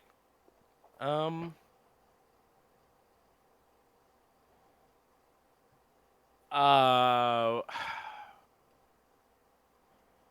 is it boring to just say, like, I just don't look like I'm angry and pouting? No, I for mean I the think there's first plenty of time ways in to a show while? it where it's like you come back in and high five everybody in the dugout. You know what I mean? Yeah, yeah. I guess Smiling I'm almost and- looking at Frankie here. Frankie, is this a situation where like you feel like you could give Keith like the pat on the back, or like are you still Pat on the pissed? back and like next time square your shoulder. Right. Yes, which actually pays off literally a thing that you said during the training sequence in Act 1, where you like get that approval at least. And if I was still being closed off, I would have said what I said last time, which was my shoulders were square. Right. And this time you say, Thanks. Yeah. But Got in a it. good way. "Thanks, Both shoulders facing. thanks, yeah." Cuts to commercial. Like tonight on the 11 p.m. news. Did you hear this thing Will they about ever find young Sheldon's killer? tonight on the That's news? CBS, Time right? paradox. Yeah, I think we decided this was an ABC show, but yes. Whoa. Oh, did you CBS not will be mean covering the it up. Sheldon from Garfield? No. There can't be a young Sheldon from Garfield. He's in an egg. Pre legs? What a great show that would be. All right, so Everyone has to protect his egg. Sorry. all right, we are moving in. Loved that joke. You're allowed. You're allowed to love jokes. Right here at Friends at the Table. All right, here we go. We are going into the final act, the fourth act here, where we will resolve the problem one way or another. There are lots of ways to resolve problems, I guess, right? I will read from the book as they describe Act 4. Act 4 provides the climax of the episode, a final confrontation with the problem. In this act, somebody wins and somebody loses, and most often that happens as a result of the protagonist's choices. Both the main story and the subplots should reach a point where, although they may not be resolved for good, someone involved has either gotten or not gotten what they wanted. Who wants to kick off Act 4? We need like at least one more baseball one, right? Oh yeah, right? Yeah. Like that definitely Basically, wasn't the end of the what do game. we want to hit? So, like, and also, I'm going to get to narrate a denouement scene because there was no spotlight player. If there was a spotlight player, that player would basically get to do an aftermath after the final of these scenes, but I will instead. So what are we going to need? We're going to need another baseball scene. We're going to need something that extends or establishes that the question of whether or not the Earth will be destroyed at the end of the episode, and whether or not Frankie gets fired, right? Because we kind of just got resolution to some degree on Keith. Mm-hmm. Or in other words, we shouldn't now wrap back around to Keith being closed off again or something. So the dice So could Keith show isn't that. allowed to be in cards anymore yet. No, that's the thing, right? If it happens, we'll figure out how to play Yeah, it. we'll figure it out. So who has a scene idea?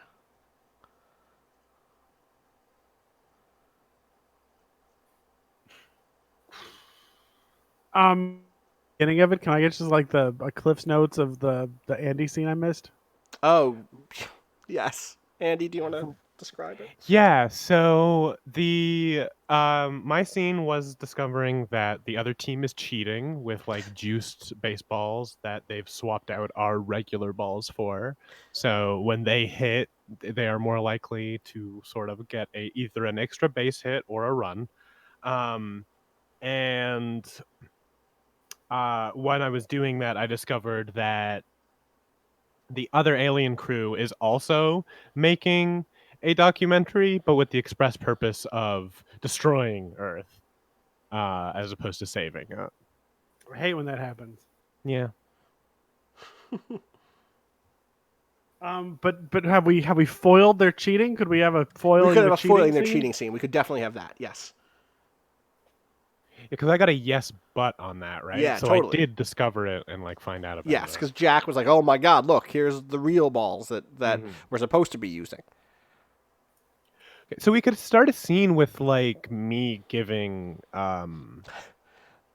they like actual baseballs Right. back to I swear to God I almost called him beanball. Just like Um, showing up with a duffel bag over your back. Again, as a reminder, your character, despite being a moth person, has is always in the mascot suit, and the mascot we described as being kind of an old timey man, sort of like with a cowboy hat on and the Black Jackets uniform on, because that's what they thought Black Jackets meant. The mascot makers are like, I guess it's like a cowboy. yeah. Great. So it's you with a duffel bag walking down the hallways of the stadium towards the dugout. Um, Coach, I got something very important I need to show you right now. And then Llewellyn empties all the balls out onto the floor. On the floor in the dugout, the camera. We get like the Yeah. sports camera, like wide angle, like sweep over towards whatever's happening and zoom in and kind of refocus. Is this a character scene or a plot scene? Is this how you're dealing with an impulse, or is this do you get what you want? I think this is how the immediate aftermath of dealing with the impulse there, right? Because that was Okay. the end of that scene. Yeah, so you think was- character is what you think. Yeah, I'm thinking more of a Yeah. character scene Yes. here. Yes. Okay. Because you're gonna show that they're cheating. Yeah. Yeah. Regardless. Yeah. Okay. So who's in the scene? This is now you and Frankie, right? Yeah, and anyone else in the dugout who wants to be Sure. there. Sure. So there's baseballs everywhere. Jackie Johansson is like, "Hey, mascot, watch where you're dropping your balls," and like turns around and high fives someone. Hey, you should be thanking me. These are the real ones. A big dramatic arm like gesture, real theater kid shit, you know. And like with like hands on her hips, she's like, or they're like, so I did it. I solved it. We're gonna. There they are. You're welcome. I'm sorry. I Mhm. just feel like I'm playing catch up here. We're playing I don't- baseball. No, I'm playing baseball. You're a You mascot. sure are, Coach. You're running in here and balls all over the floor. Okay, right. I guess Jack didn't get you guys up to speed, huh? That's fine. It's fine. I'm used to this. So, right, they took. These are our balls. These are our. I put stickers on a couple of them. I didn't do all of them. It took too long. But there's a couple you'll see. They've got stickers in there. Um, these are our real ones. You'll notice that when you pitch the ball and they hit it, it seems like it's going really far today, right? Um, and like I know that happens sometimes, but this is like a lot more than usual. They are using evil balls, and these are the good ones. And you're welcome. You should make sure you use one of the new ones next time you pitch instead of the old ones. Okay. Here's the thing about how baseball works. Hmm. I don't bring the ball out there.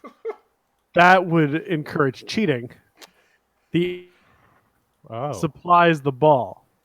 so You see, if you look real close, the They're home in plate on it. umpire has a pouch of balls on his waist. all right, I gotta hold on. Llewellyn starts picking them back up. You should have told me that I had to bring these to someone else before I did my reveal. I didn't know. So Okay. I wait, didn't know about the reveal or that you had a bunch of balls.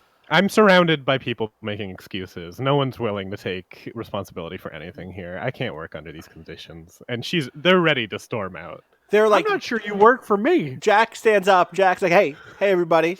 I think we should take a breath. We got to inform the umpire. This is also the seventh inning stretch. I've decided this is the middle of the seventh inning stretch. That's why we have all this free time right now. Jack is like, we got to get out there. We got to show these balls to the umpire, and they're going to make it right. Good plan. Jack, I've never heard you say that long a sentence before. I'm a little fired up. I like it. I like it a lot. Okay, Mr. Pyre, and Llewellyn's waving. Oh no. All right. Is this the crisis moment? We have now moved to the crisis? I believe you can tell because if this were an episode of Keenan and Kel, this is where Keenan would have yelled, "Oh, here it goes!" Oh, guys, Kel yells, "Oh, here it goes!" Yeah, Kel and does. then walked off the stage. Yep. Okay. Andy, I start with cards, right? I'm gonna spend. This is big. I'm gonna spend 3, so it drops me down to 3 budget. But that means I have 4 cards. I'm definitely using my nerd point here. Oh yeah. And then I'm gonna use my last fan mail. Okay. And I will give a fan mail. So that means okay. So Andy, start with 2, then you get a nerd, then 2 fan mails. 1, 2. Something that we did miss was Art's ability to award fan mail for Andy's turn from before. That's true. We get a bank. Art's extra fan mail bank. If you want to go back and give Andy another fan mail, that's fine. I'll accept it. I'm not gonna object. I thought I did do a fan mail, It was when you were gone, Art. but the scene ended when I was here. Oh, you're I thought I right. You're leaned right. over the You were mic and back. said yes. You were absolutely back. We did we- do that. We okay. did do that. Did we do fan? Never mind. Did we do fan mail for the scene after that though? I think I we've don't have done- any fan mail, and I was the only one in the scene. Maybe we did not do fan mail. We can retroactively. You can retroactively give Keith fan mail if y'all want to. I'm not here to I'll let, give let Keith a the. fan I mail. need to let these points flow. This is the economy of the game. We have a lot in the pool, so all right. I figure since we're getting towards the end too, the more Yes. cards, the more fun, Absolutely, right? yeah. So should I flip these or Let's flip we- them. Okay. As a tip, yeah, you can Whoa! shift. Whoa, Wow! Holy nice. shit! All right, we. Oh, fuck. Wow! I was like dancing, and then I saw another ace. Austin has pulled an ace almost every single Oh no! Oh no! turn. It's All still right. good. It's still yes. It's still yes, It's but no, it's it is. It is. It is. Right? Yes, It Art. is, Yes, it it is. is. It is. Yeah. Whew, whew, whew. I thought I drew 3. I thought I drew 3 reds. I was so like No. upset. All right, I'm back up to 4 budget because you drew a red in your fan mails. All right, so, all right. But so what did we get? We got you win, but you get a but, right? So so you resist your impulses, but there are consequences. So tell me what happens. You go out So- to the umpire. Yeah. Hi. I'd like to file a complaint. Whom are you? Oh, sorry, Llewellyn. I'm the mascot. I kind of do some PR work for the team Hey, as well. Beanbag! It looks like you lost your little stuffed your doll. You lost your troll doll out here. Excuse I'm not me. responding to that name. I'm sorry, you lost your Mr. Beanbag. You lost your what were the little collectibles? What were the collectibles called? The stuffed ones. I'm not doing this. The stuffed Mr. ones. Pyre, we need to Who? talk. There's Who? a Mr. Who? There's a problem with your balls. Excellent. Okay, buddy. Okay, pal. You know what? You're ejected. You're ejected. Get out of my ballpark. Talking about my balls. Get out of it. I've never felt so disrespected in my life. You just dump the balls all over. Yeah, I do actually. You took the words right out of my mouth. Just everywhere. The camera is following this nightmare. The other team is shooting it on their camera phone. It's 2007. They probably don't have that ability. Phones. They have phones. Taking definitely taking snapshots. You get ejected. This is the consequence, but you do resist your impulse, right? Which was what? Your impulse would have been High strung, which strung. probably would have just been fighting it would more. have absolutely come to blows. Your dugout is like, that's right, Llewellyn, get him, Llewellyn. Yeah, just rapid zooms, rapid like close-ups on people's faces, and as always, we shoot your mascot face like it's a human face. Like there is Of course, not- I was gonna say like dramatic like rack zooms on everybody, and the last one is the unemotional Can we- mascot face. Can we get a confessional after the fact line from Llewellyn about this sequence? It's just like, it does like the Arrested Development thing where the audio ducks from the actual Yeah. footage, and then it's you talking, and then or I guess Arrested Development does that sometimes. Anyway, you know what I mean. So I've been told that I have a tone problem. At least Jack has tried bringing it up a couple times, but you know him. He trips over all of his words. I wish he'd just enunciate more. Anyway, I thought I did perfectly fine there, but if Empire doesn't want to listen to me, then I don't know. He's one of Jack's friends anyway, so maybe he can sort it out next time. Great. All right. Jack is the only person that Llewellyn likes. Yeah. No. Jack is the only person that Llewellyn will talk to without them walking away. Yeah, that's what it seems like. So, 2 more scenes here. What happens? What's the what do we think? Oh, we need to smack the Empire's ball bag on God. the way out. Yeah. True. Oh, yeah. Is that what happens? Do we get that? Is like I dump the balls on the ground and steal his supply. you grab his and you drop it on the ground and it bounces. Like it bounces up in the air like you spiked a basketball. Oh my god. We don't know what Audible we're gasp from the crowd. Yeah, exactly. We don't know what we're seeing here, folks. It sounds like some folks in the crowd are suggesting that umpire Dewey may have loaded balls. And there is the 7th inning stretch continues for longer than it's supposed to, as the other umpires are called in, and there's an investigation.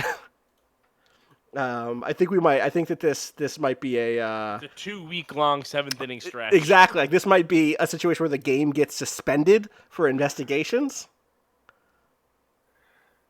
Oh man. And then we'll either resume or get called in our favor at some future date, thereby Yes. avoiding the potential loss, but also not giving a win. Right, exactly. But it deflates the question of who wins the game, right? It's like a wrestling match early on in the build between two rivals, where you can't have an actual outcome. Wait, why can't you have an actual outcome? Because then Because they're not going to pay to see the match later. to see the pay-per-view. Yeah. Wrestling's Oh, Wrestling's I weird. understand. It's like yeah. Oh, so they do. So a lot of the show is free, and then the rest of the show is pay-per-view. No. It's bizarre. sorry. In the build, in wrestling, a build Oh, happens. the build, not yeah. the bill. Yeah, not like, the of build. The night. build. Okay. So over a month or two, when you're building the rivalry between two wrestlers, you have them in tag team matches. You have them in weird gimmick matches. You have people run in and interfere. You do all the stuff that prevents you from seeing who would really win in the fight.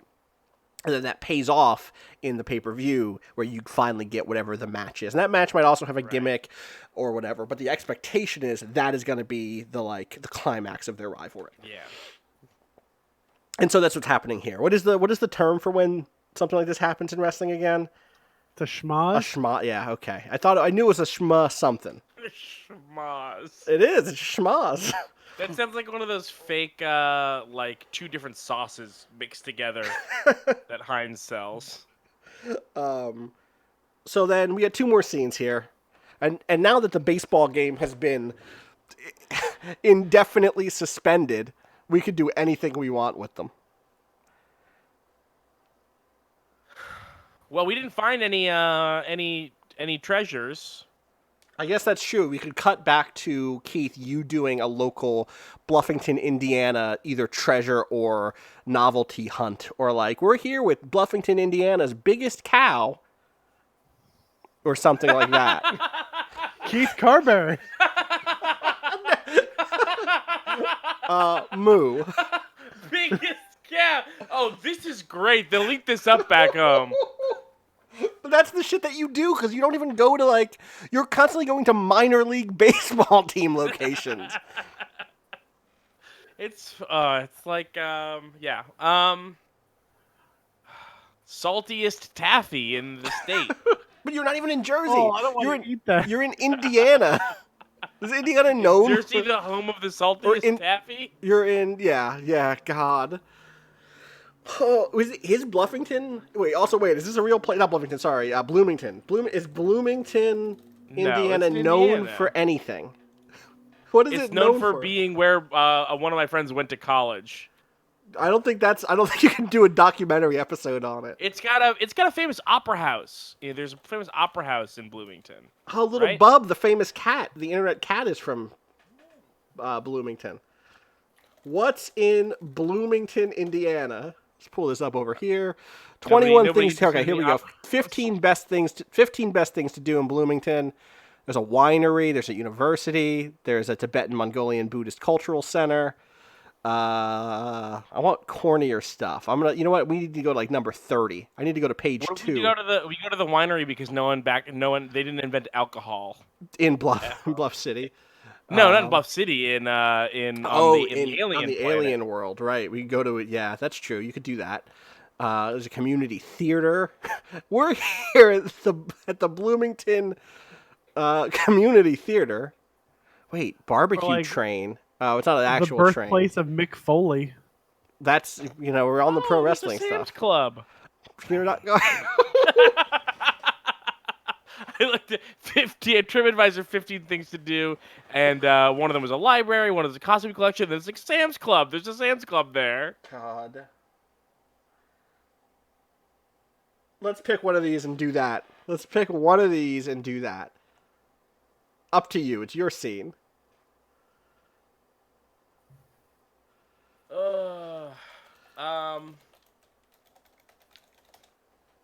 What were the last couple that were on your list? Hold up. I pulled up Atlas Obscura.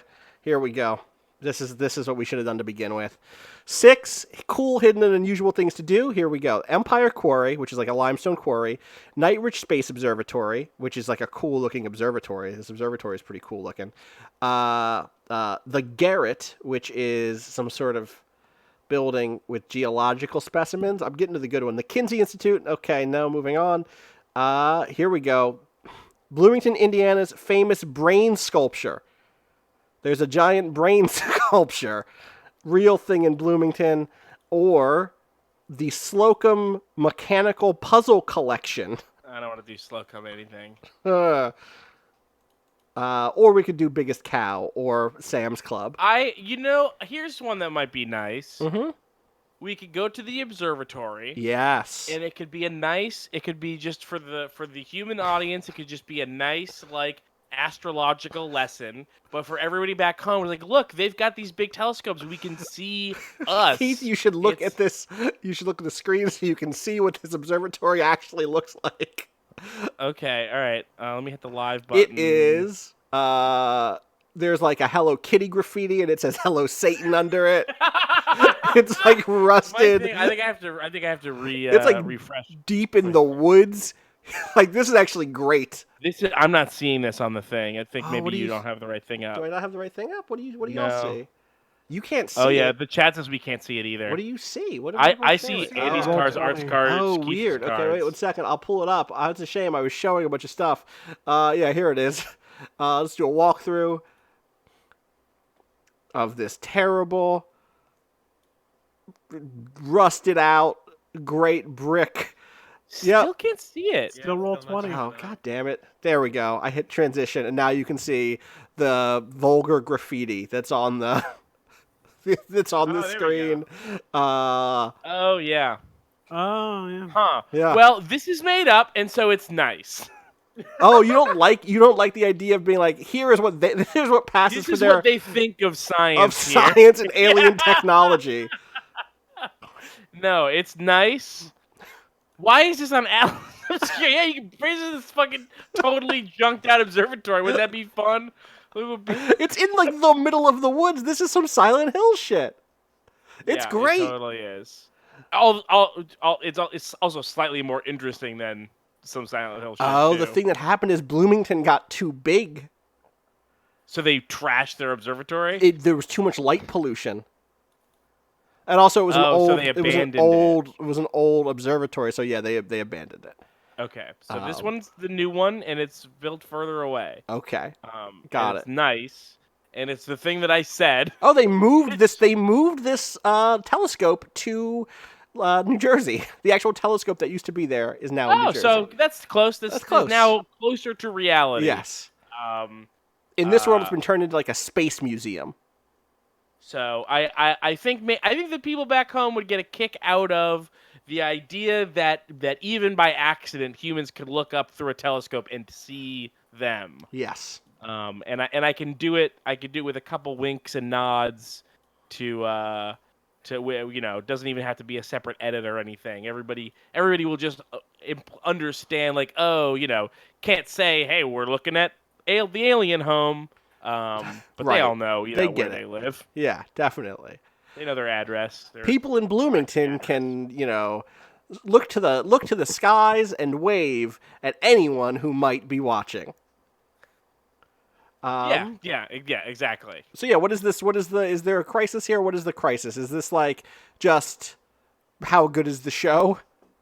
Well, I think the crisis is like,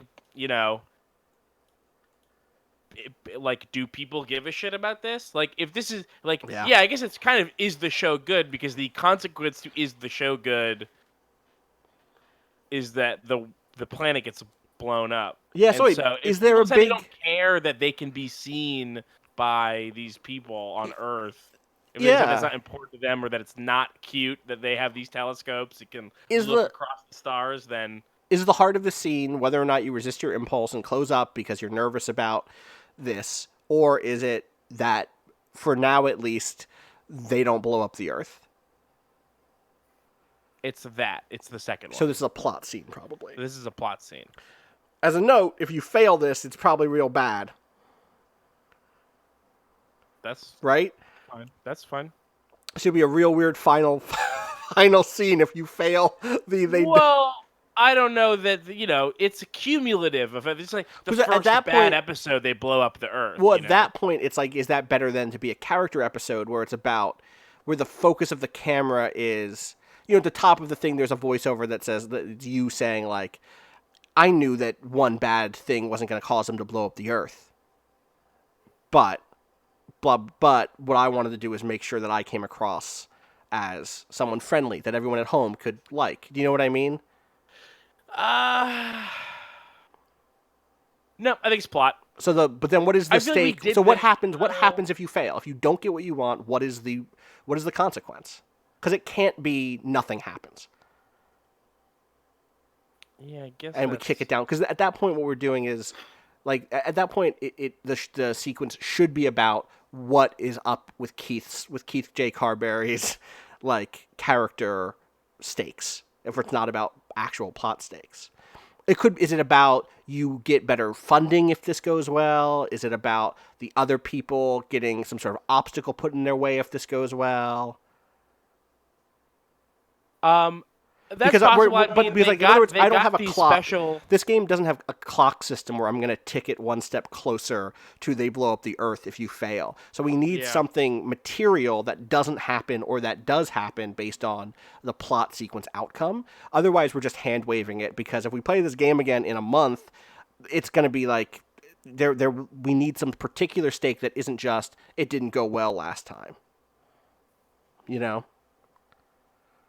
I guess with that I could do it as a character scene, but I would like to figure, like, I would give you a bigger stake to it, but I don't know what the stake is. I don't know how to Well, like, what is the thing that you establish would want- stakes that are not too high. Or is it about them making a particular demand or sending someone down to like monitor you, like the introduction of a new they're like, okay, we're gonna have to send someone down from like an oversight committee because we don't. Yeah, maybe because of the Or- cheating, like someone had to help them. Probably they Right. probably have someone back home that's helping them cheat. Maybe and maybe the council doesn't care really. Like they're not. So maybe like, is that what it is? Is that this is a perfunctory event as far as they're concerned. At the end of this, the Earth is getting blown up. Like this is a guilty until proven innocent. yes? affair, maybe this is where that could switch by being like, Where you're well, opening the it's- door for independent counsel or something. Right, yeah. So then, yes, the plot thing that you want is, and this is why you should consider, letting, going into step 2 of an evaluation. Right. And sending someone down to basically make sure the other side is being fair about what their depictions are or something. Yeah. Which lets me introduce a new NPC if we pick this up again, Yeah. Or PC. or PC, totally, absolutely. So Oh, that would be fun. that's plot for sure. What am I spending? Let's see. I'm gonna spend. We have one more scene after this. I'll spend 2 budget, so that means I get 3 cards. 1. I'm just gonna spend 1 because I want to see what this last scene is gonna look like. So I'm only putting out 2 cards. Boom.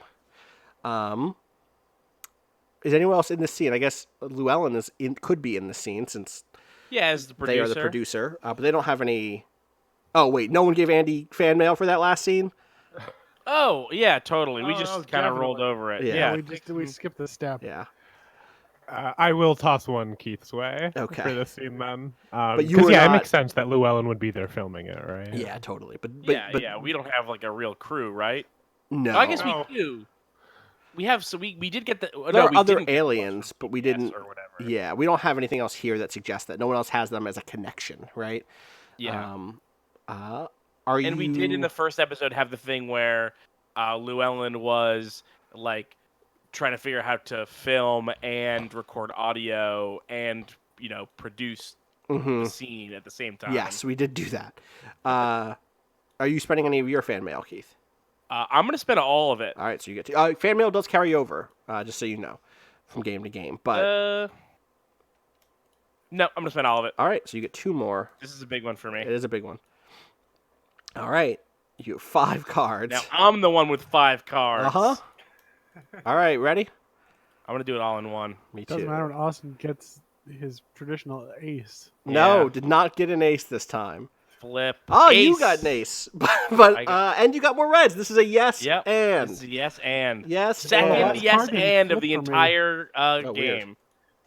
Wait, now it Sorry, what? unflipped. It just unflipped. There it goes. Boom. I tried to flip it and that didn't work. Okay, it's an ace of diamonds. It did when you flipped it. It flipped, which is weird. So you get what you want and you keep it together. Tell me what this looks like. What is your big spiel? What is your big appeal to the alien council and alien culture about Earth? This is the tag at the end of the episode. Absolutely, yeah. This is after the line that I really liked about the like maybe someone will see you waving at them. Yeah, if you right. wave. Yeah.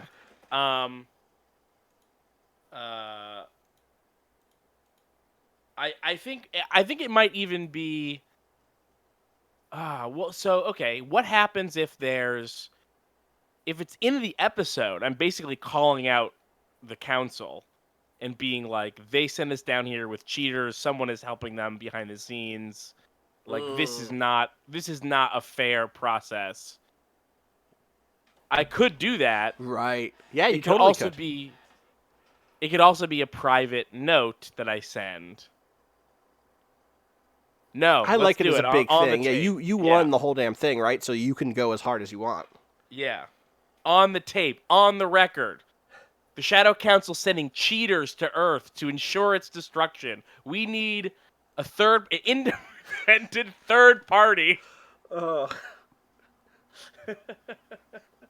That's as hard as Keith wants. That's as An hard. independent third party. Yeah, that's all.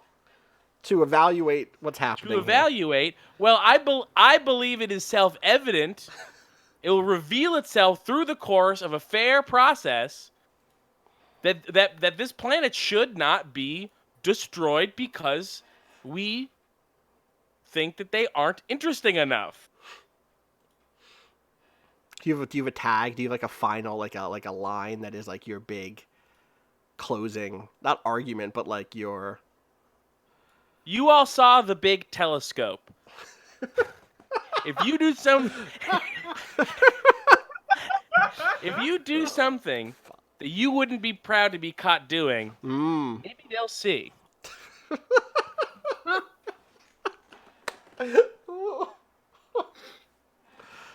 Nice. Space Santa Claus. God.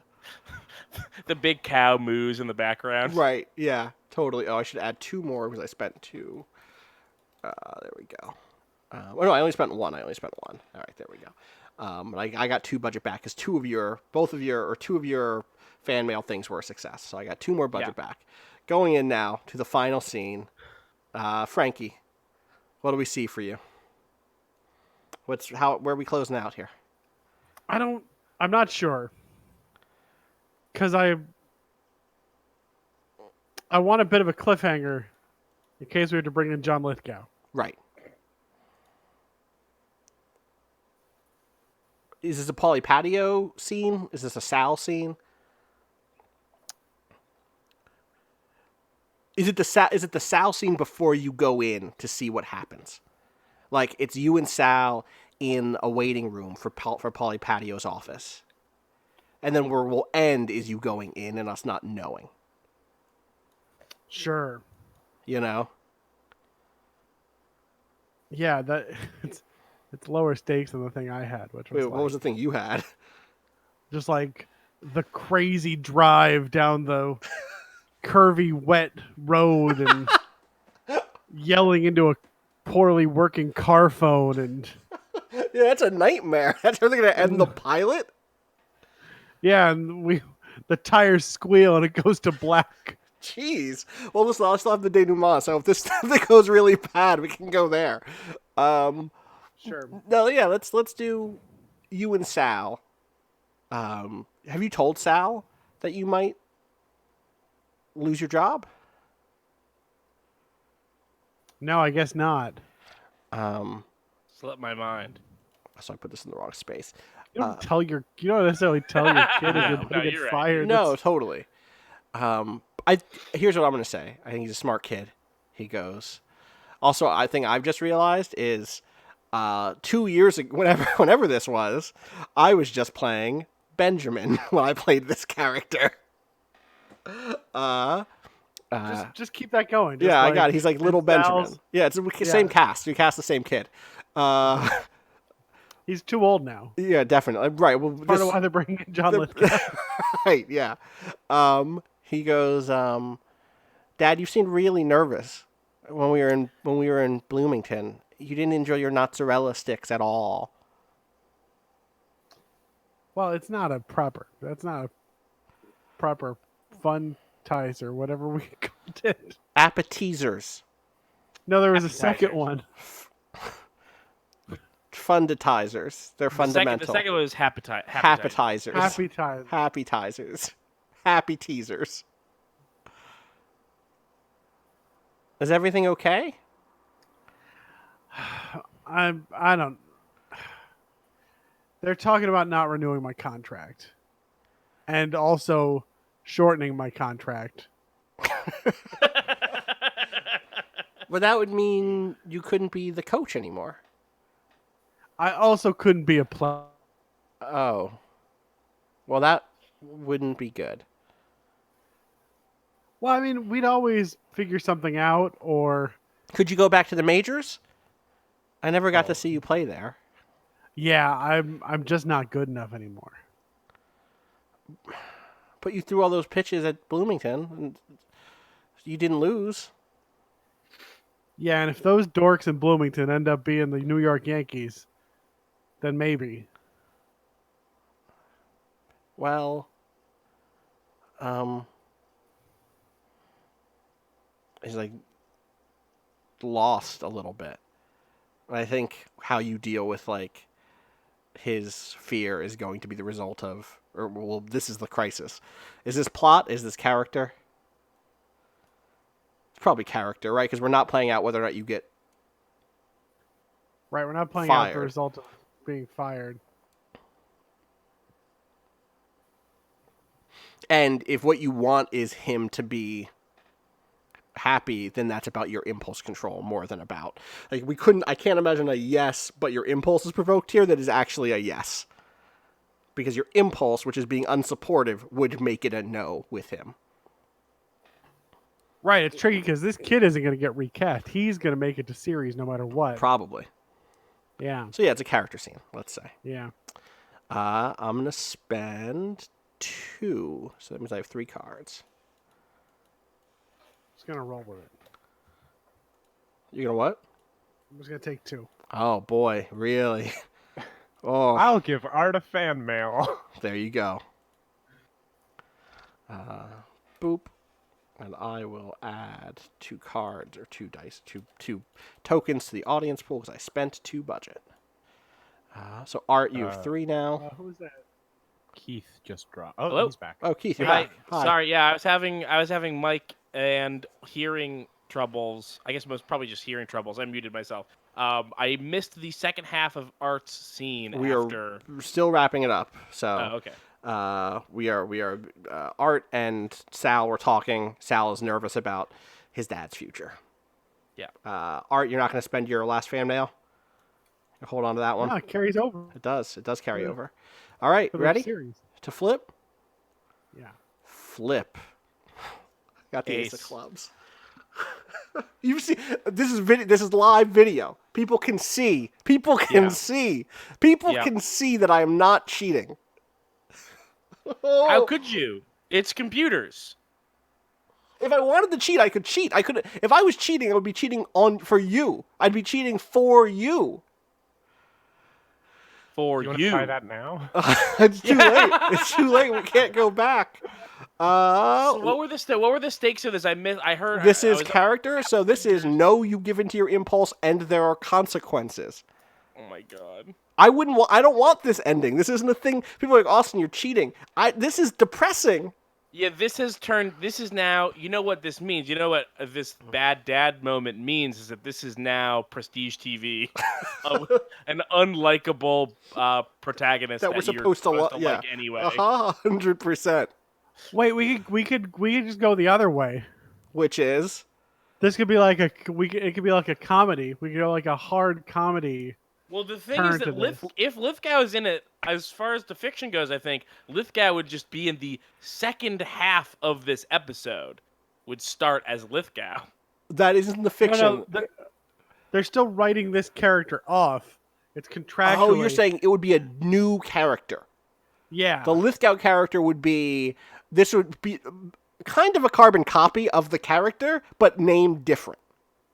Yeah, name different, like very similar. Right, a different coach, not a player coach. The Maybe example I gave you was the when New Girl went to series, they lost whatever Wayans brother they had. yes, there was a Wayne brother on the New Girl, and they replaced him with a different black dude to play the black dude on that show. Winston is the name of the character, right? Yeah, but they play different characters. Yeah, they are Coach and different Winston characters. were Coach is a different characters. person, right? Yes. Is he ever brought up and they're- again? Yeah, he because he left for a different show, and that show didn't make it. Okay.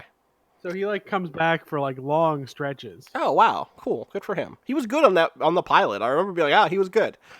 I've not watched the New Girl since season 2. So, anyway, we should play out. No, you give into your impulse, which is being unsupportive, and there are consequences. But I'm saying like the consequence for this is like Sal runs away, and then like, you know, a piano falls on Frankie.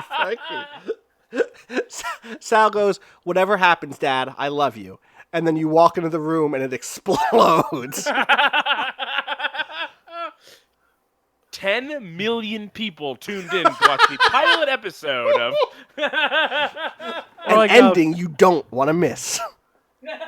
A baseball burst through the window because there was batting practice going on, and it hits Frankie right in the crotch, and he collapses. And the show ends. I'm just going like, oh. Now that's what I call loaded balls. Aliens, baseball, classic sensibilities, the new hit show you won't want to miss. Ow, my We need- beanbag. Then that's why they call him Frankie Beanbag Bianchi. What we need to actually pick a decision here for this total failure. Oh, is that not real? I don't know that showed Frankie being unsupportive. Well, if it I can guess at the joke you said that got cut off. It was about what a did my cup. whole Was bit it? get? Yeah, uh-huh. Nah. It's been bad tonight, Art. It's like the worst it's been in a long time. Yeah, it definitely is worse than usual.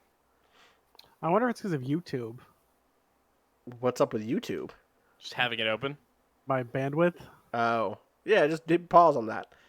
So what do you do? Give me unsupportive dad. What was the last? I think line? the last thing he was just kind of looking at you, unsure, looking for, what's the word I'm looking for? Not just approval, but there's a specific word that I'm looking for, like when you're looking to be buoyed, looking for. I almost had it again. Looking to be insured, looking to be Reassured? reassured. Thank you. You're welcome. Thank you, reassurance. Thank you, chat.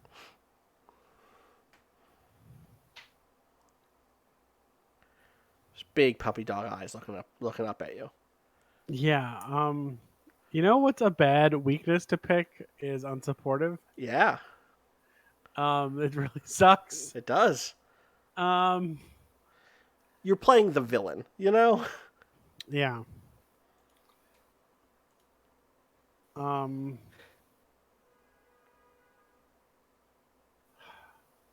It really is like you've got to pick something that you would be okay acting like half of the time.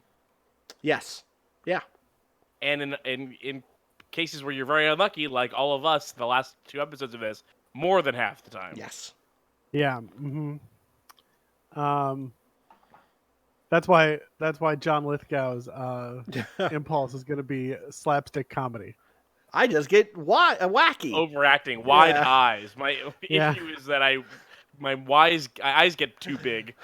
My impulse is acting like one of the Three Stooges. Stage acting while on TV.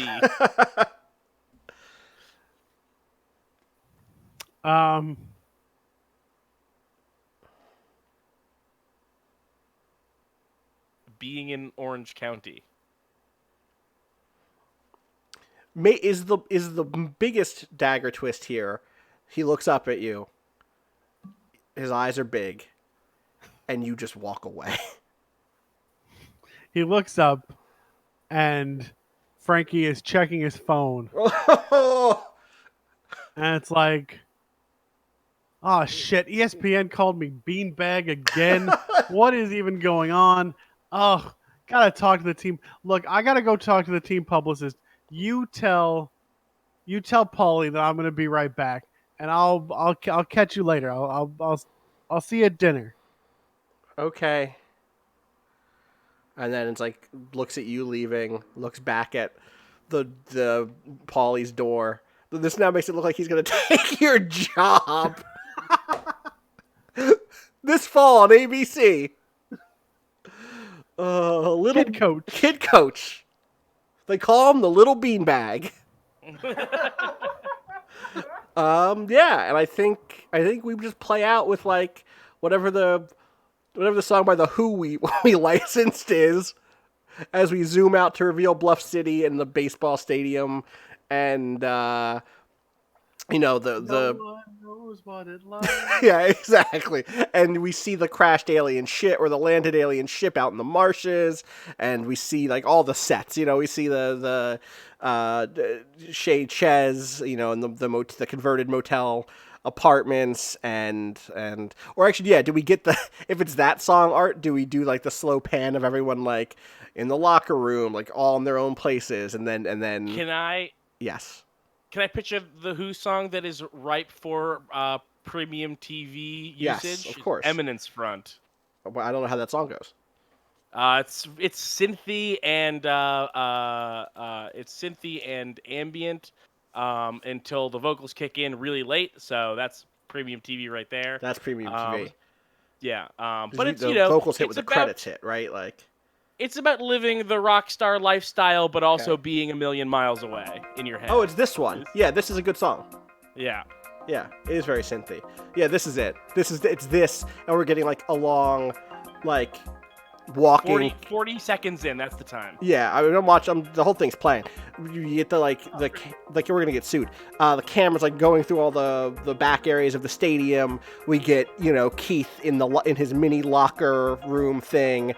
We get a shot of the mascot helmet coming off of Llewellyn to reveal their mothy head and wings.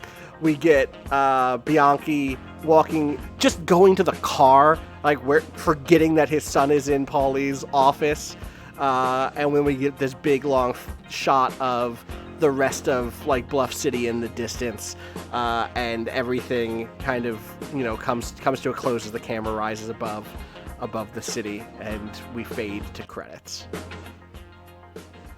And that's it. That's Aliens in the Outfield. And then it says, Aliens in the Outfield, the pilot. And then the Who sues us. I didn't mean to turn it louder. I'm sorry to the Who. It's a good song. Anyway. Good game. Yeah. Rough ending. Yeah. At least it has an ending now, though. That's premium TV, baby. Where is this? What year does this take place in? It's the start of premium TV. It is the start of premium TV. You're totally right. This is Bluff City's Sopranos. It does have Bluff City's James Gandolfini in it, so. You said 2008, right? That's the year Breaking Bad premiered. That sounds right. Yep. A fun thing I just talking about noticed this yesterday because I was trying to argue that Dexter was the beginning of premium TV. That's not true. It was 2006. That's still not true. It's The not. Sopranos was started in the 90s. The World Trade Center is in that show. I didn't hear the word premium TV until after Breaking Bad started. Prestige TV. I mean, Prestige TV broke with Breaking. I think peak TV is specifically the phrase that I was. We cannot get into this argument because we will have this argument. I'm not here to argue on TV. I'm not here to debate. But if people go out there and do their own, I advise that people go out there and do their research. Started with the X-Files, actually. My take. Started with Twin Peaks, actually. Oh. It started with Dallas, actually. It started with the serialized storytelling of Charles Dickens, actually. Started with the Lumiere brothers, actually. Have you heard a little something called The Tale of Genji, actually? No. Oh, it's the first book. It's the first novel by Murasaki Oh, Shikibu. yeah, I think. Yeah. Anyway, it's kind of episodic. Definitely predates Mad Men. Anyway, we're done. Thank you for joining us today on Live at the Table. I'm glad we revisited these characters. We will talk off mic about whether or not we want to revisit them, continue to revisit them, and play this game in the future. Primetime Adventures definitely shines when you're playing it for a season. A season is 5 episodes, which, given the rate that we're playing, would be 10 Live at the Table games, which is a lot. So we either need to get way faster, or I think that after getting a full episode under our belts, I think that we could get an episode per session in. I don't think that's true, especially if we add another player. If we add another player, there's no way. That's true. I don't think I think we can get 3 acts in a single session, and I think that is part of the problem. But we should talk about it. I'm not opposed to continuing to do it because I do want to see things like screen presence play a bigger role. So, like, for people who don't know, how everyone got 2 cards every scene, that changes based on screen presence. So, like, we would be scheduled to have oh my god, next episode is going to be miserable. Because what we're scheduled to have is for Llewellyn to be a 2, and then for both Frankie and Keith to be at 1 screen presence. Miserable episode. Which means 1 card. Yeah, if you're not spending traits or fan mail. Just failures all the time. That's the thing we would revisit probably and maybe realign now that we know how important that stuff is. So. And then there's a thing; it has to add up to a certain number, right? That's why you get 2 2s, 2 1s, and 1 5 is the way it works. Okay. 1 3. Or sorry, 1 3. Yes, not 1 5. That would be, you would definitely win. All right, you can find me on Twitter at Austin_Walker. You can find the show at twitter.com/friends_table. And as always, thank you for supporting us. If you're like listening with a friend or just hear this episode randomly, you can support us by going to friendsathetable.cash. We are catching up on a bunch of stuff right now. I should have another drawing maps going up this weekend, I hope. We're getting close to recording Partisan, which is exciting for me. The road to Partisan will continue to go up. I think this week's episode will probably go up a little bit later than normal or like last week's, because I need to still edit it, and I'll do that tonight and tomorrow. We got a bluff coming down the pipe, right? We do. We're going to record the second bluff game this week, I think tomorrow night, and that is going to give me enough to write the intro to the first bluff game that we already recorded.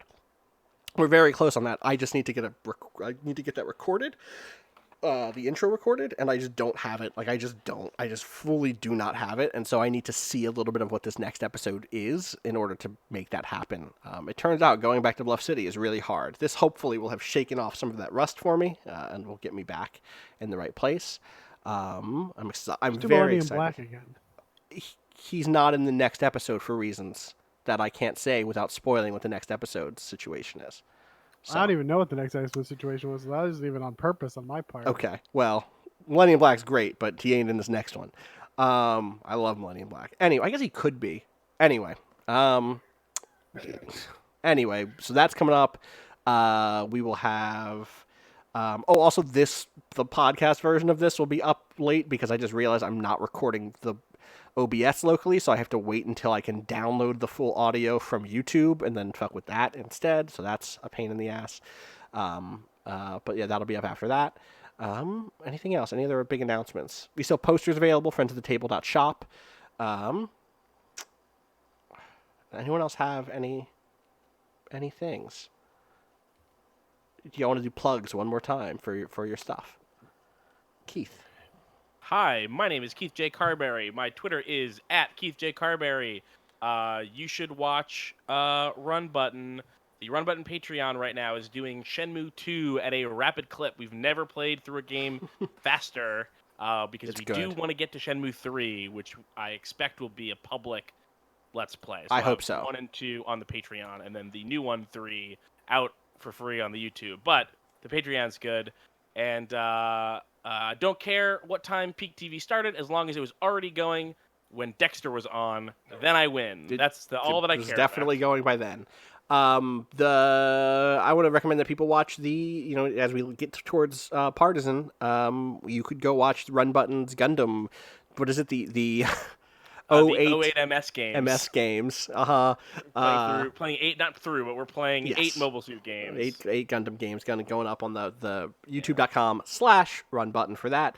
Andy, how about you?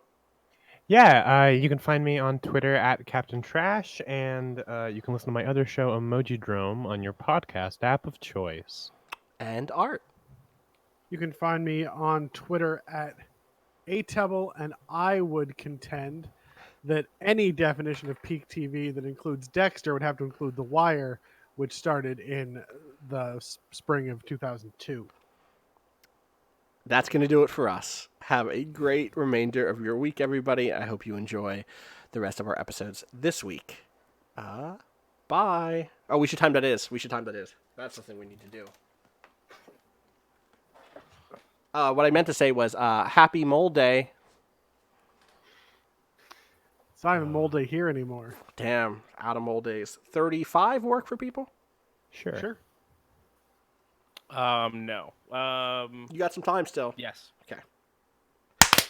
Okay. Have a good night. Good night.